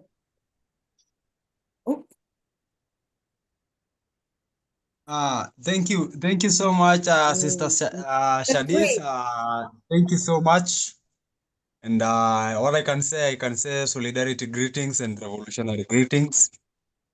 I salute you and I greet you in the name of our ancestors. I greet you in the name of Africa. I greet you in the name of the spirit of Pan-Africanism that are still keeping Africa intact despite all the challenges. So this is Brother Sayal. And I am from Kenya, as well I'm a Maasai, and also a human rights defender. And what I can say to Sister Shana is thank you so much. You have been much supportive to the cause that I have been doing here in Kenya and the cause that we have been doing for international solidarity to other Africa countries. So thank you so much, Sister Shanice, for your emotional and financial support. That's what I can say. Anyway, I greet other comrades, other freedom fighters in the room as well. I hope it will be a very productive discussion. I've been following online on the YouTube, and I can say that it is a very productive. At the same time, it's a very sad discussion because our ancestors died for Africa, for this land that we are now standing on. But it's quite unfortunate that up to date, we are still suffering. And the neo-colonialists, the imperialists, they are working hands to hands with the current head of state everywhere, puppets, to make sure that Africa has never been free. So I'm happy to be with you, Sister Shanice, and I hope the show will be more productive. People will learn more about what is happening in Ngorongoro, and also to the Maasai. As one of the Maasai people, I'm very sad and the situation that has been happening there. There are some steps that I took to show the solidarity back with the people of Tanzania. So I'm happy, Shana, to be here. I hope to talk a lot. Thank you so much. Thank you so much, beloved. You're the one who brought this to my attention. And when I looked into it, I was absolutely horrified. I mean, what can we do as Pan-Africanists, you think, to support our Maasai brothers and sisters so that they can get back their indigenous land? And what can we do to, you know, further raise awareness of the danger of actually inviting, you know, foreigners to take over 1,500 square kilometers of African soil? Supposedly, it's unbelievable. What can we do? Yeah, brother. I agree, brother Sayal. What can we do to support? Oh, we've lost our brother. But we've got our brother Yasson. Good to see you in the house, brother Yasson. Thanks for joining us. Do you want to jump in, Yasson, and tell us? Oh, okay. Brother Sayal is back. Please hold, brother Yasson. Sayal, what can we do? Yeah, so I think I should okay before I discuss about the solution, but I have to discuss on where the Maasai came from. The Maasai were from they were settling at River Nile, where at the place called in the northern part of country Kenya. So all people, anyone who is called a Maasai is a Brother descendant. Sayel, I don't know if it's right. It might be your line or mine, but you're breaking up. So start again, please. I think it's a bit of a bad line. Yeah. So And if everyone else puts basically, themselves on mute. you can hear me now? Yes, go ahead, please, beloved. Yeah, so basically, what I can say is that the history of Maasai is very long, and the Maasai, because I'm one of the Maasai people, and we came from the Maasai. The Maasai history is very long. We came from the River Nile. We were settling at the River Nile during 14th century. That is around that is the bottom of that is the northern part of Kenya, and it's known to be a desert part of the country. So because of desert and famine, the Maasai are popularly known to be nomadic pastoralists. And when it comes to nomadic pastoralism, people have to move. There is some that we call transhumance. People moving from one place to another, searching for fresh pastures and water. So we were living our ancestors used to live in the northern part of this country called Kenya. So because of the drought and famine, that is now I'm talking about the history of 15th to 16th century, we were pushed by the drought and famine. So we were looking for fresh pastures. So the Maasai came all along. They passed through central Kenya. Even Nairobi. Nairobi means cold place. Nairobi is the capital city of Kenya. So which means the Maasai used to live in this place called Nairobi.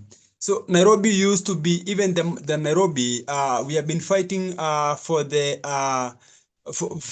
Nairobi because Nairobi belongs to the Maasai. But it's quite unfortunate that the Maasai were pushed away from Nairobi. So the history of land historical injustice for the Maasai, both in Kenya and Tanzania, it is a very long story. And even most of the places here in Kenya, you'll find that most of the places in Kenya, like a place called, there is this place called Nanyuki. Nanyuki is another town in Kenya.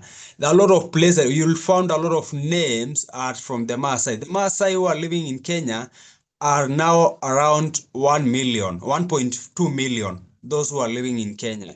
So it's quite unfortunate that the Maasai, they are still up to date. They are still crying for land. A lot of land, they are being owned by white settlers here in the country. There is a Kidong massacre that happened in 1950s, whereby the white man shoot around 100 Maasai in one day. So it is called Kidong massacre. So they tried to resist against the British, but a white man came and shoot them in a place called Kidong. That is even a place that I came from. So it is a very historical place. And up to date, the land that is around 6,000 acres has never been given to the Maasai. So the land was under the lease of the white man, and up to date, the white man went because it was 99 years, and 99 years are over now. And some people, few individuals like Uhuru Kenyatta family, they have forcefully grabbed the land from the owners, and the land was supposed to go back to the Maasai. So to go to the history, the Maasai were pushed to Kenya, to the western part of Kenya, and to the northern part of Kenya. So the Maasai, they border both countries, that is Kenya and Tanzania. So I'm the Maasai of Kenya and the Maasai of Tanzania, and both of them you cannot even distinguish them because they speak in one language, and also they share cultural practices together. So Yes. you cannot distinguish between the Maasai of Tanzania and the Maasai of Kenya. So it is quite unfortunate that there's land historical injustice that the Maasai of Tanzania are still experiencing the same land historical injustices that the Maasai of Tanzania undergone. So basically, Samia Suluhu, Magufuli has never evicted even a single Maasai, despite the propaganda, because there's some propaganda, but there is no a single Maasai who have been killed during Pombe Magufuli regime. On June 6th, the government of Tanzania, there's a prime minister, Tanganyika prime minister, because Tanzania is a joint of two countries, Tanganyika and Tanzania, Zanzibar, sorry. So Kassim Majaliwa promised the Maasai on February that nobody will touch them. That is what I'm talking about, 2022. So on June 6th, the police officers came. They torture people. They even, up to date as we speak, there is an 80-year-old man who is still missing up to date. They don't know where they took him. Up to date. That is, I'm talking about the 2022 June 6th. An old 80-year-old man is missing up to date. So they came to the village, Loliondo and Ngorongoro.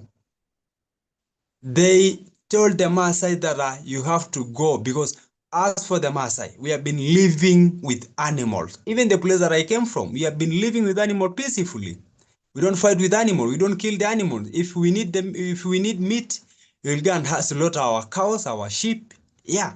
So we don't kill our animals. So if you try to follow the history, we are not the people, or the Maasai will never damage, will never interfere with the ecological justice. So basically, we are the people who have been living with animals, and our animals are different from the wild animals. So now the government of Tanzania, that is the excuse that they are trying to bring, so that they can make sure that the Maasai of the Tanzania had been evicted from Tanzania. So they have evicted around 80,000 people have been evicted. They are now homeless and landless. So they don't know where to go. And 30,000 people have been seriously injured. Those are women. Those are women and men. So basically, and the reason why they have been evicted, it is because of the German are also there, and the Arab Emirates. There is this sheikh that is called Sheikh Mohammed from the OBC, from the United Arab Emirates. So, and also remember, she's Tashanet. There is also gemstone in the place, in the same land. So basically, that is the reason why the government of Tanzania is evicting people from the Tanzania. And the land, I want to get you a very good statistic. So, because I've been doing this research, I've done this research for almost 2 years now. The Ngorongoro is 1,502 kilometers square. 500 and not 500. It is 502. 1,502 kilometers square. So that is the land that they want to give a white colonizer, because in fact, if you read the history, they are the people who colonized us even before the missionary came, even before a white man. So the United Arabs, they are still coming to... Hold it there. This is the problem that we have.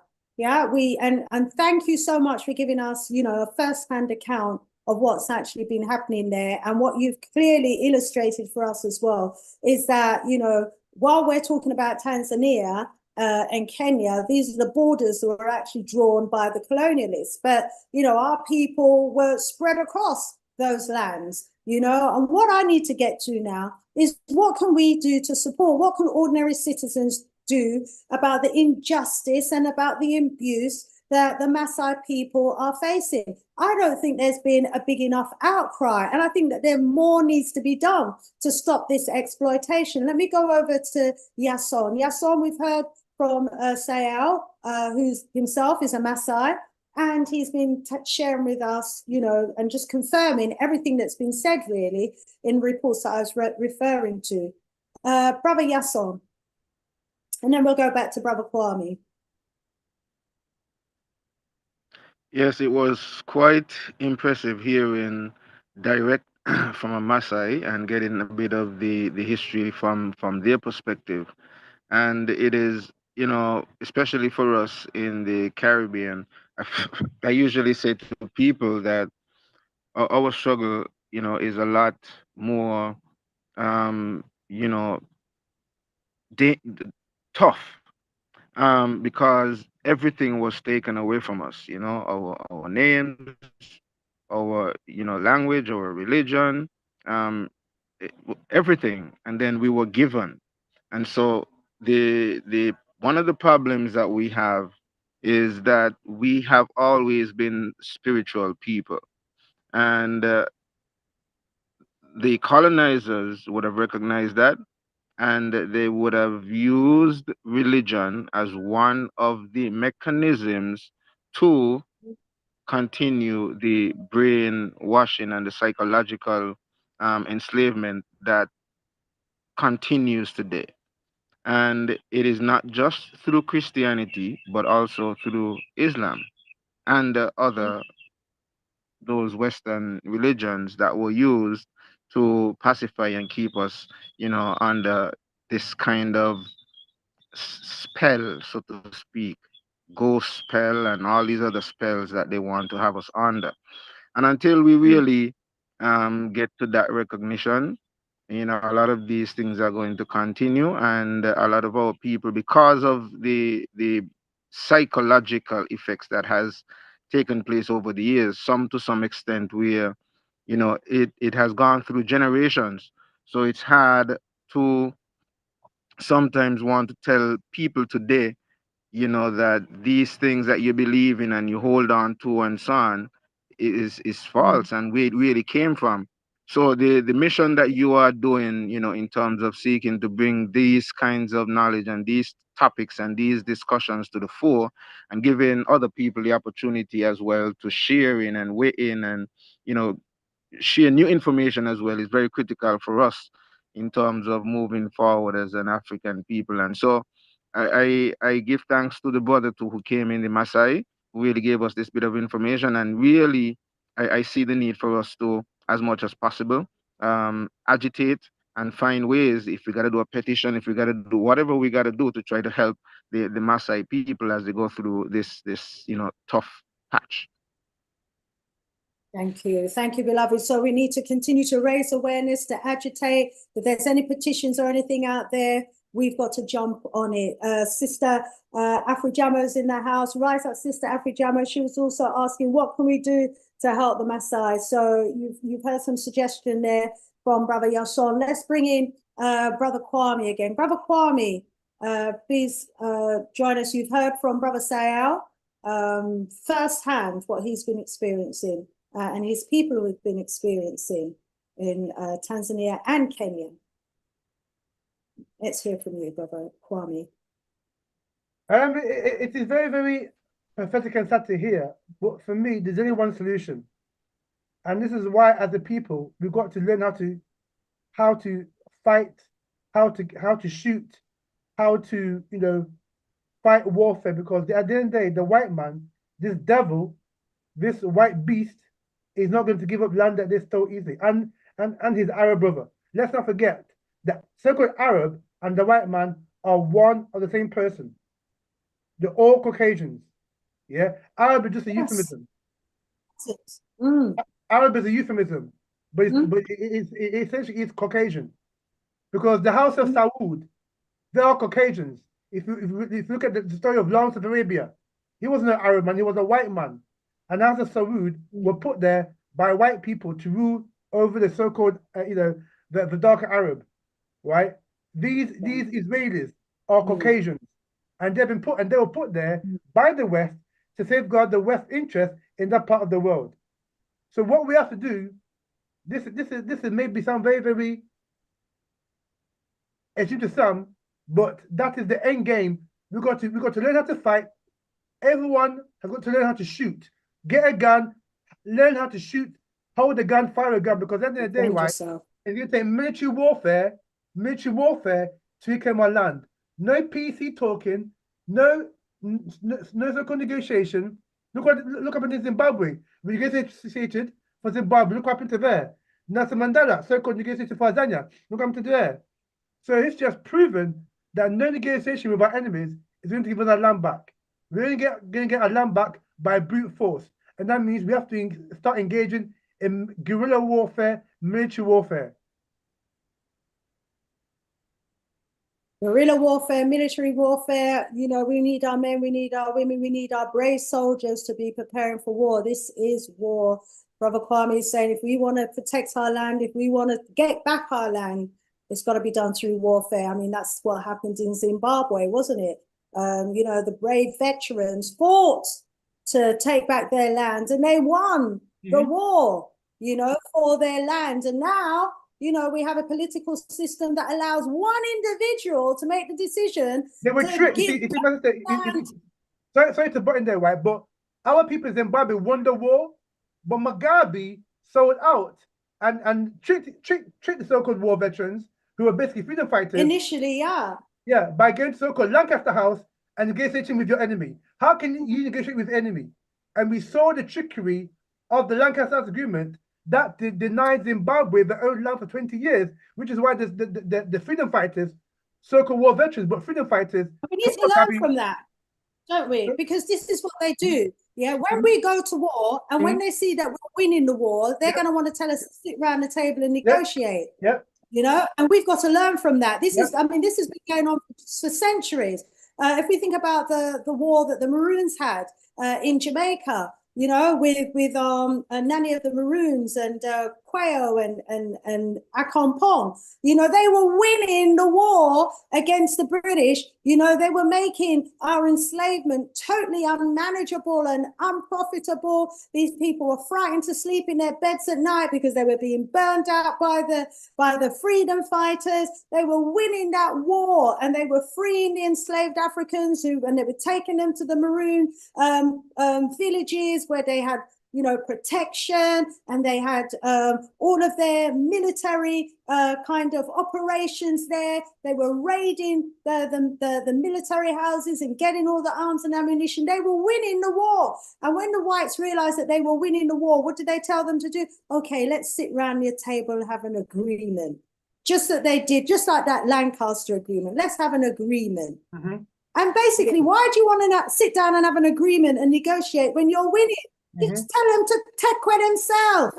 That's what we should have done. That's what Nanny of the Maroon wanted to do. She didn't want to sign no agreement with them. You know, that's why her name is not on that agreement today, you know, but her brothers went ahead and signed, you know, and agreed to the agreement. So this, we need to learn from our history. Brother Glenroy is saying the UIA is funding the Janjaweed in Sudan. You see, these people, they finance it, yeah?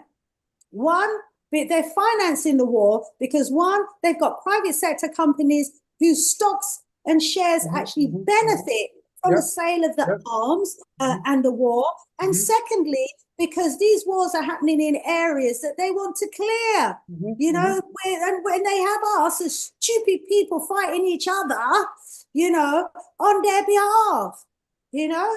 Right, family, we're getting towards the end of the program now. Let me just give Brother Sael the last words, but I'm going to invite Brother Sael back. Not only do I want to talk to him more about this topic, but I also want to talk to him about what's happening in Kenya, especially around the protests. I think we'll do, so watch out, please, family, for a video. Let's do a pre-recorded video.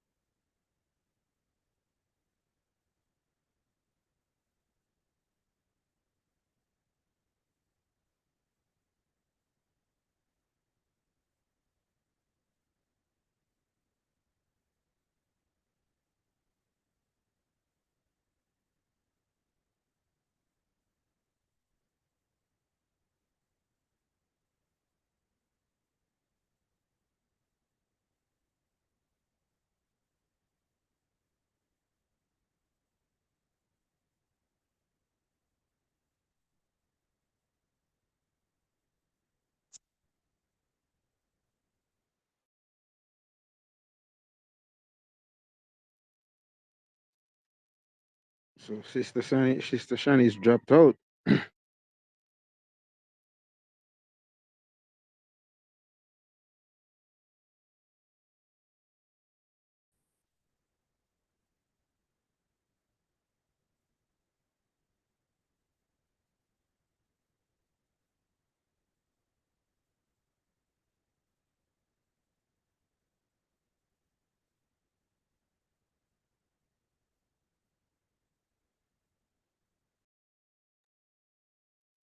Yeah. Greetings, everybody. Am I on the call?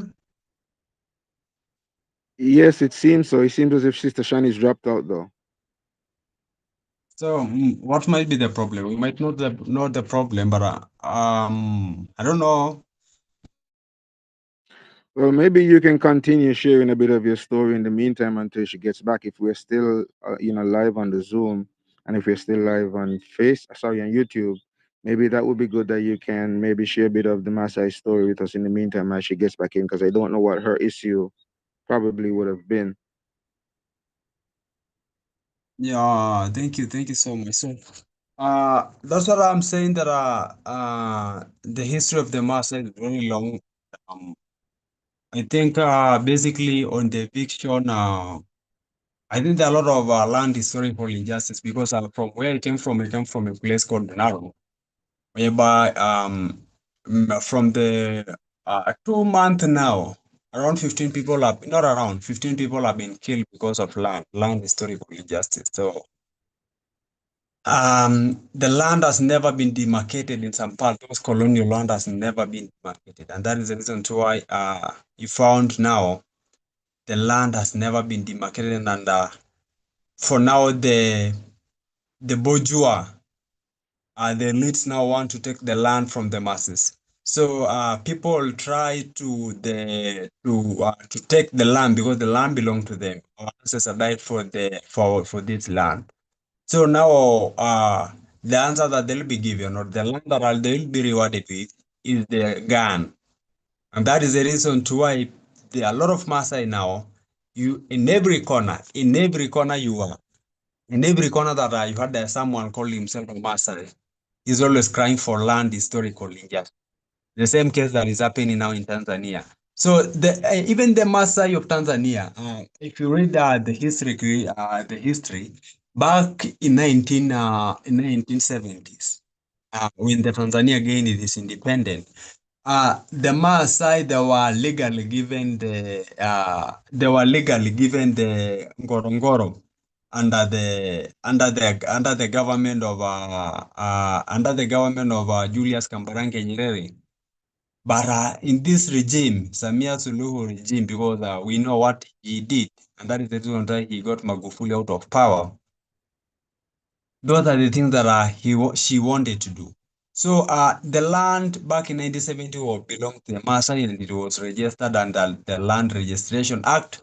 Ngorongoro was registered as a district during the Magufuli regime. But it's quite unfortunate that not Magufuli regime, during the what do you call? But during the Julius Kambarage Nyerere regime. But things have changed now because of money that this woman she has been given money. Now she has changed everything. So now the Maasai are occupying the land illegally.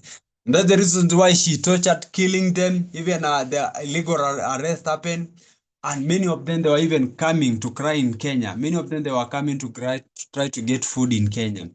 So it's a very, very, very complex story, and to narrate the story of the Maasai, I think sometimes we even usually catch feeling when try to talk about what is Please carry on. happening in Tanzania.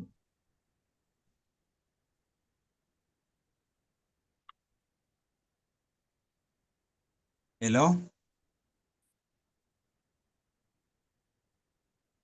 Hello? I'm on No, the it call. seems Sister Shanice is back, so she was just telling you to carry on. She just logged back in, so I think she was just telling you to continue. Okay, Sister Chinese, can you hear me?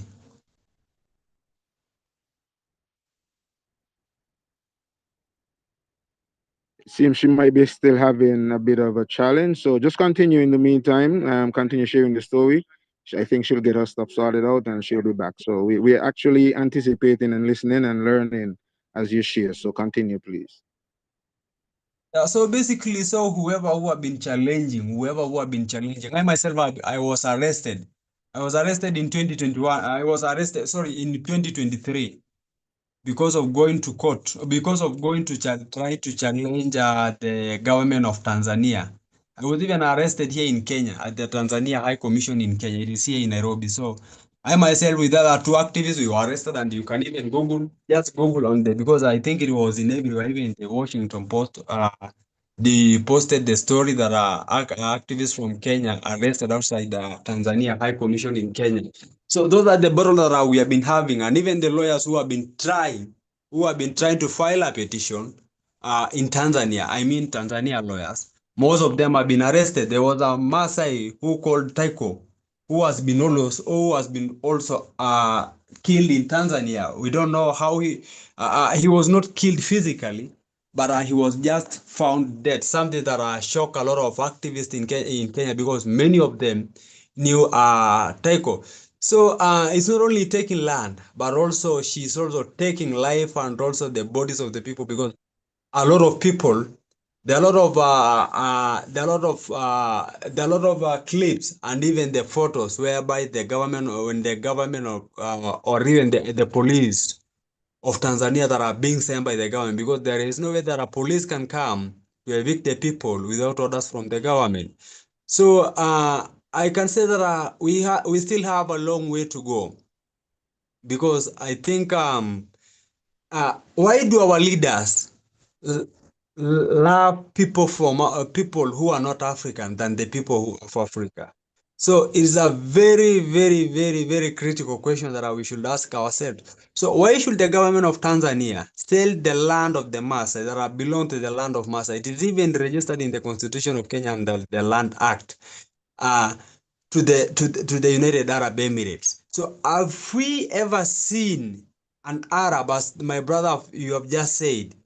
Those are Caucasian, Arab, and the Europeans, and they are just the same people. They don't have any different. So those people are they're just racist. They hate all of them. They hate African. But you found that a government, Samia Suluhu, someone who is confused, someone who is drunkard, someone who is greedy, is giving the land and killing the people, sacrificing the people to give out the land of the Maasai to the Tanzanians.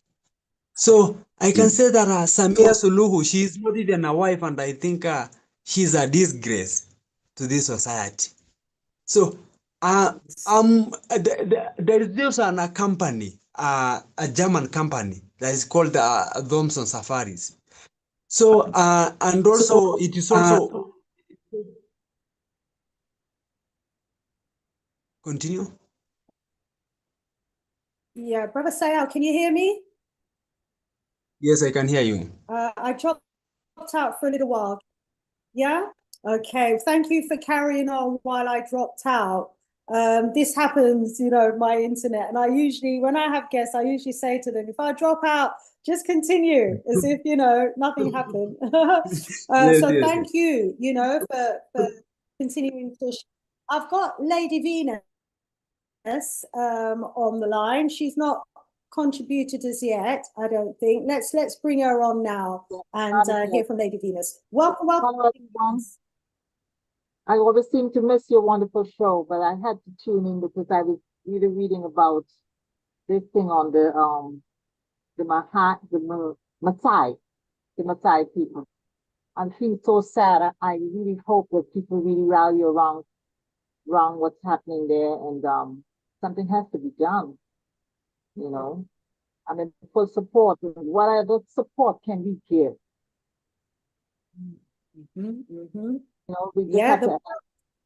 Yes, indeed, Lady Venus. The more of us who become aware of what's going on, the more of us will want to do something to support.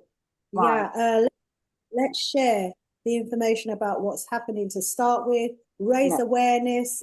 We can make things go viral. Let's talk about this in all circles. Of course. I'm doing a whole lot. I've shared to a couple of people. I hope there's still people are still coming in from work, so but as you continue to share, I will continue. I've been watching you, but I just was not able to do so. I'm off today. So I decided to take the opportunity to be on. Brilliant. But this Maasai thing is really, really touching a great nerve, So we just have to continue praying for our brothers and sisters on the continent. I will be there soon. Rise up, rise up. Yes, the continent is waiting for its people to come back. And rise up, Glenn. Brother Glenn, is your mic working now? Are you able to participate?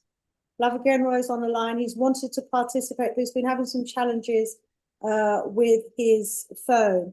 No, Brother Glenroy, give me a phone, give me a call on WhatsApp, and I'll try and see if we can make it work so that people can hear what you've got to say via WhatsApp, okay? Give us a call. Just want to rise up everybody in the chat. Sister Carol saying we should boycott the Tanzanian country. Brother Kwame Aboje saying, Sister Carol, yes, we should get rid of the stooges, including Samina Hassan. Hebrew Shammai is in the chat. He's saying, yeah, he's letting everybody know that I'm back and we should continue. Yes, when I drop out, please do continue. We go going overtime later than usual today, but I think the nature of the topic deserves it. Let me give Brother Glenroy an opportunity to call me on WhatsApp, my brother, if you want to do so. We, the diasporan people, must unite and help our African brothers and sisters. Absolutely. Rise up, Sister Afujamo as well. We've got Nina in the house as well. Welcome to be back. Thank you so much. Family. Yes, please do give us a thumbs up. Please do share.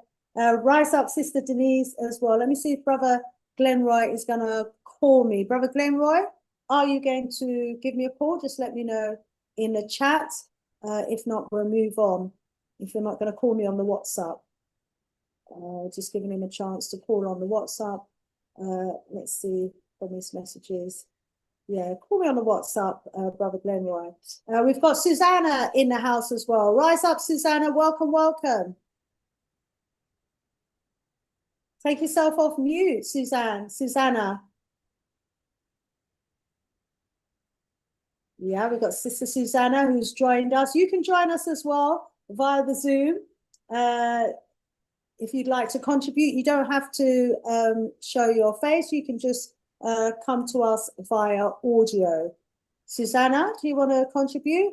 Okay, let's go back to, thank you for that, Lady Venus, as well, for your contribution. Thank you. Brother, let me give you some final words. Brother Sayal, go ahead, beloved. Okay, yeah, so there is this question that a lot of people, my fellow Black brothers have just said, and also sisters. There is this question, and I think it is a fundamental, and I think it is a critical question. How can we help our brothers in Tanzania? So, the first thing we can help those brothers is having a petitioning, because we have East Africa Community and we have East Africa Court of Justice that is in Arusha, Tanzania. So basically, I think the best way is looking for technocrats, having lawyers who can petition, who can write a petition and put it online, and we make it viral. We make people to donate. And that is how we can go and petition the government of Tanzania. Wonderful. Secondly, we should as well. Brother Sarah, can I just ask you, is there already a petition out there? I'd be surprised if there isn't. There is no petition from outside. The petition that has been is the local petition from the Tanzania government, but the petition to other countries or international solidarity, there is no any petition international solidarity, so there is no. Yeah, okay, great. Let's make that happen. Right, we need a petition calling for international solidarity with the Maasai people. Okay, rise up. Carry on, Brother Yeah, Sayal. so another thing, that I think we need some individuals. If someone is willing, we can really, because I think we need to go to the ground and ask a lot of questions, and also try to investigate the matter, and even try to engage with the victims, because I think it is a fundamental. We can engage with the victims and know how many people have been killed, what is the name of the person who have been killed, and document such kind of information, so that we might have a very, very clear information. So Yes. I think if people are willing as well, they can come and we can go and visit the people of Ngorongoro as well. So yeah, it is even good that I'm here so we can speak in one language. So there will be no language barrier. So even if they don't know how to speak, they don't understand Swahili, because Tanzania is a Swahili speaking country. It's not like Kenya, because in Kenya we speak Swahili and English. But in Tanzania, are the dominant. They speak. Many of the people, they don't even understand English. Many of them, they speak only Swahili. So I think those are We've the got most important and fun. the good news is that we do have some brothers and sisters on the ground in Tanzania. We'll see if there's we'll have a conversation with them to see if this is something that they might be able to pick up on and work with you on, documenting what's actually happening in that region, to make people aware, and also, you know, to keep people informed via the petition. Okay, hold it there, please, Brother Sayal. We've got Brother Glenroy with his hand up. Please go ahead, Brother Glenroy. Yes, Take yourself off greetings, mute. Sister Let's see if we can Shanice. hear you. Greetings, Sister Shanice. Greetings to the house. As you notice, I'm on two devices and I need to get back to using this other one for something else. Actually, I don't want to call it multitasking, but I'm dealing with a number of other meetings at the moment. But just to say that I think one of I put in the chat about the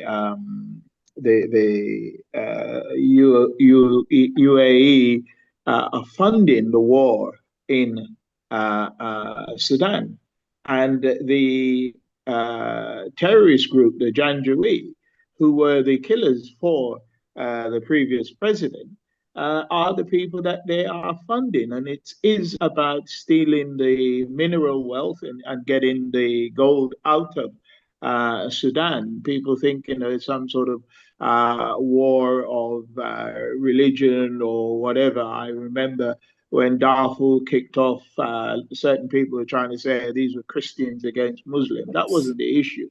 The issue was the theft of our resource.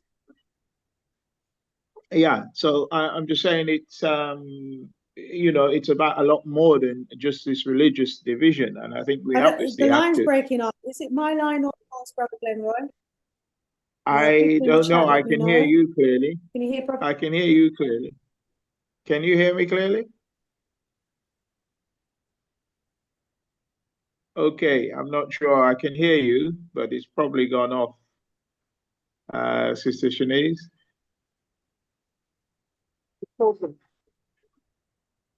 Okay, can you hear me now? If you can, yeah, okay, I don't think I'm not being heard. Sister Shanice just really tried to say that we have to introduce, connect the dots with these people who are funding wars against Africans, or funding these divisions. And we have to really bring our leaders to books, because they are being used, and they should know that. But they want to pretend and they want to finance their activity.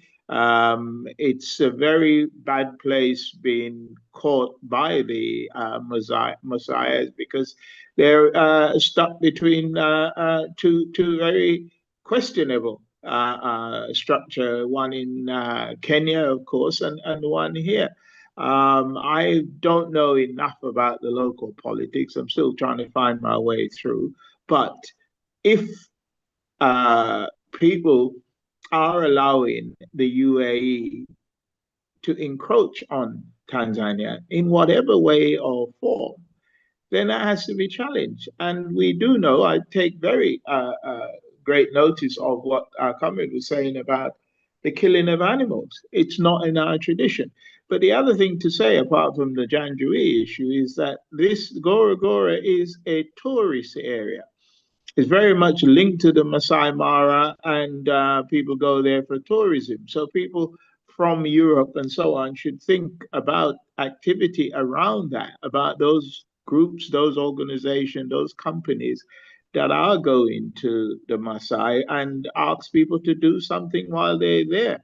I don't know if you see, this is not a good example, but I don't know if you see the young lady who was traveling back, I understand, from Egypt because they had tried to uh, get to the Egyptian border to help the Palestinian people, and a fellow African, and she was so animated about the failure to allow them in to help starving people. We need some of our own people more animated about those kind of things that are happening, not only in Sudan, but in Tanzania and wherever. So, as I said, I'll stay listening, my sister, but I need to come off the microphone that I have on this phone to deal with some other issues, but I will be here for as long as you guys are on. Asante.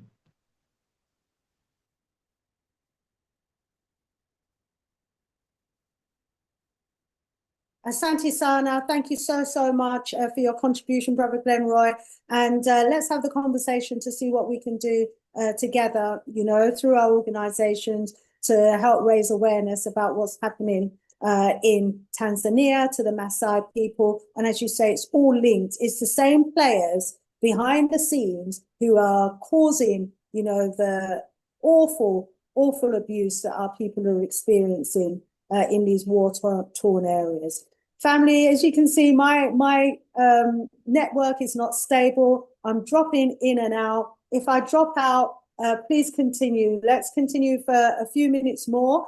Let's see if my internet can take it. Okay, we've just been joined by a new person, Rotken. Rise up, family. Welcome. Okay, that person's just left. If you want to speak, you don't have to come on camera.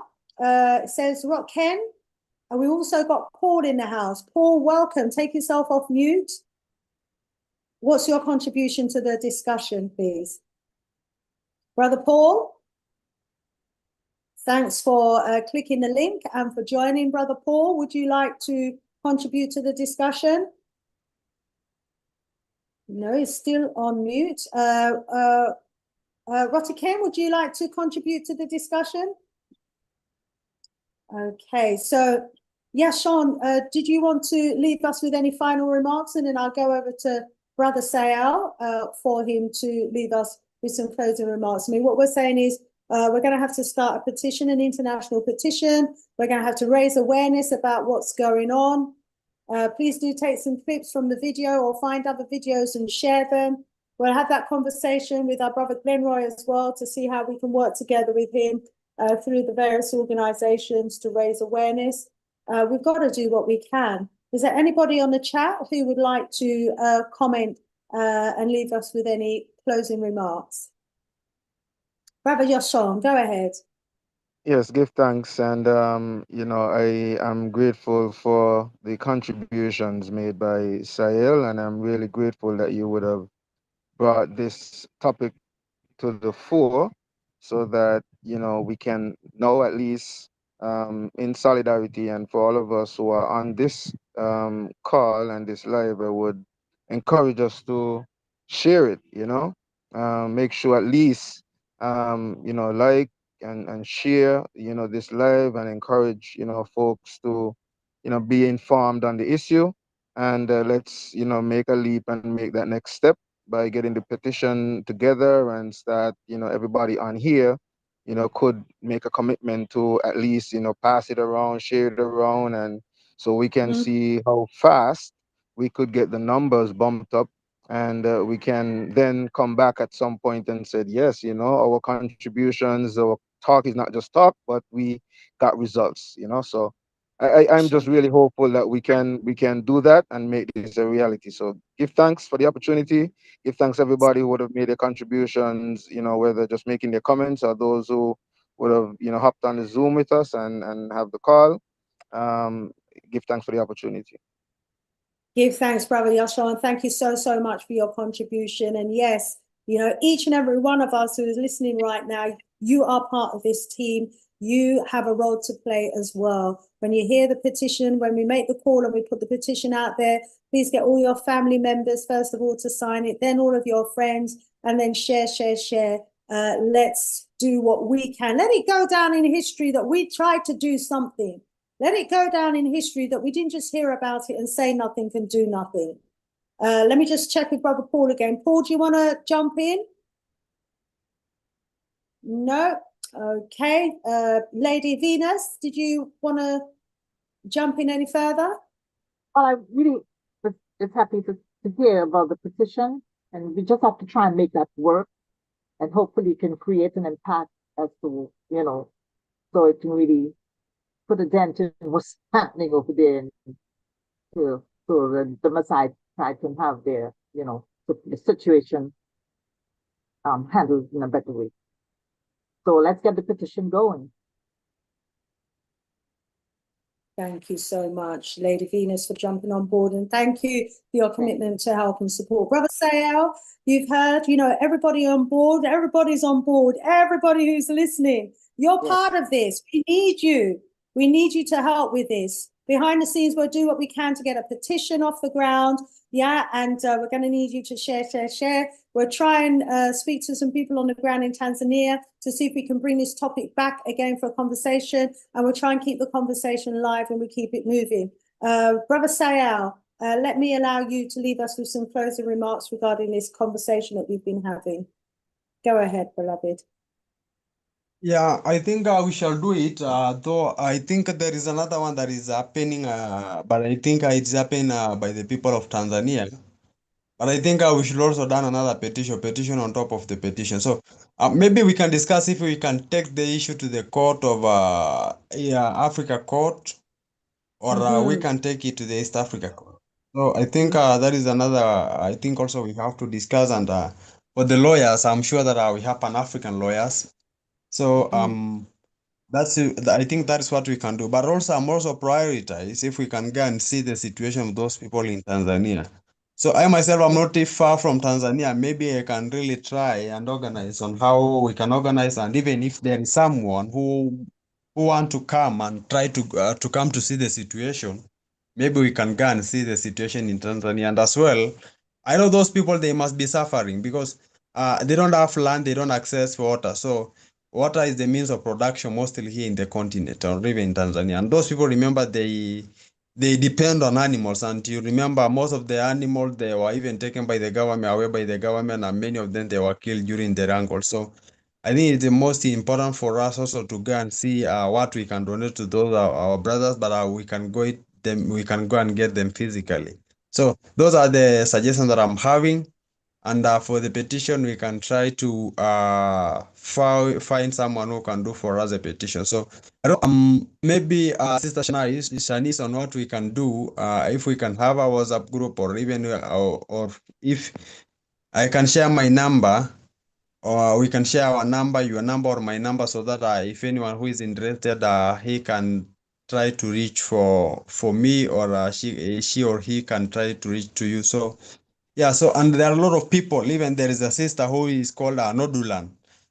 She has been arrested I think there is a time that she was arrested when he went to defend the people of Loliondo. So, and even it was in the magazine she was, and I think and she was deported. I don't know from which country, but she was deported. So she really also have a very nice and interesting information about what has been happening in Tanzania. So I'll also try to reach. I have a lot of people who I can reach who have a lot of information more than I have, so that we can compile them together. So yeah, so let's agree on what we can do. Yeah, let's give ourselves 2 weeks, and we're going to bring back this topic for conversation in two Strong's time, okay? Not next Strong, but the following Strong, Okay, I know I can't do a live show next Wednesday, might do Thursday instead, but I'll post in the community chat if that's going to happen. But definitely in 2 Strong's time, let's come back to the family with an update and a discussion on how we're going to go forward on this. Thank you so much, Brother Sael. We'll talk some more. Get in touch with me, family, if you want to get in touch with Brother Sael, if you want to put yourselves forward to do any works on this. We've got Brother Glenroy on the line, who I know, so we'll definitely be having a conversation with him. And anyone else who wants to get involved, email me, reach out to me, okay? And let's make it happen. Let's make it happen. Let's do something. So I'm going to log off now. My internet has just about lasted. It was up and down a little bit. But to everyone that's called in, thank you so much. Brother Glenroy, thank you so much. I'll definitely be in touch with you. And to all of our wonderful viewers and participants in the chat, thank you so much for your ideas and for your suggestions. Please do get in touch if you want to be part of the organizing group to try and make something happen. And we'll have a little meeting outside of this live and to pull some works together, okay? Share the video. It's a long one now. I'm going to have to maybe do a little snippet or something because it's too long and people's attention span, it's nearly 2.5 hours that we've been on the live for. So thank you for staying with us, each and every one of us. And please, everyone, share it to at least 2-3 people. Do what you can to raise awareness about what's happening in Tanzania to the Maasai people. More love, more strength, all being well. We'll be back with this topic in 2 Strong's time. And I may be back before then next Thursday. We'll see how it goes. But right now, we're out of here. Thanks to everyone who jumped online. Thank you so much for all the participation. More love, more strength, more voodoo power. Sister Shanice, out of here for now. Bye for now. Bye.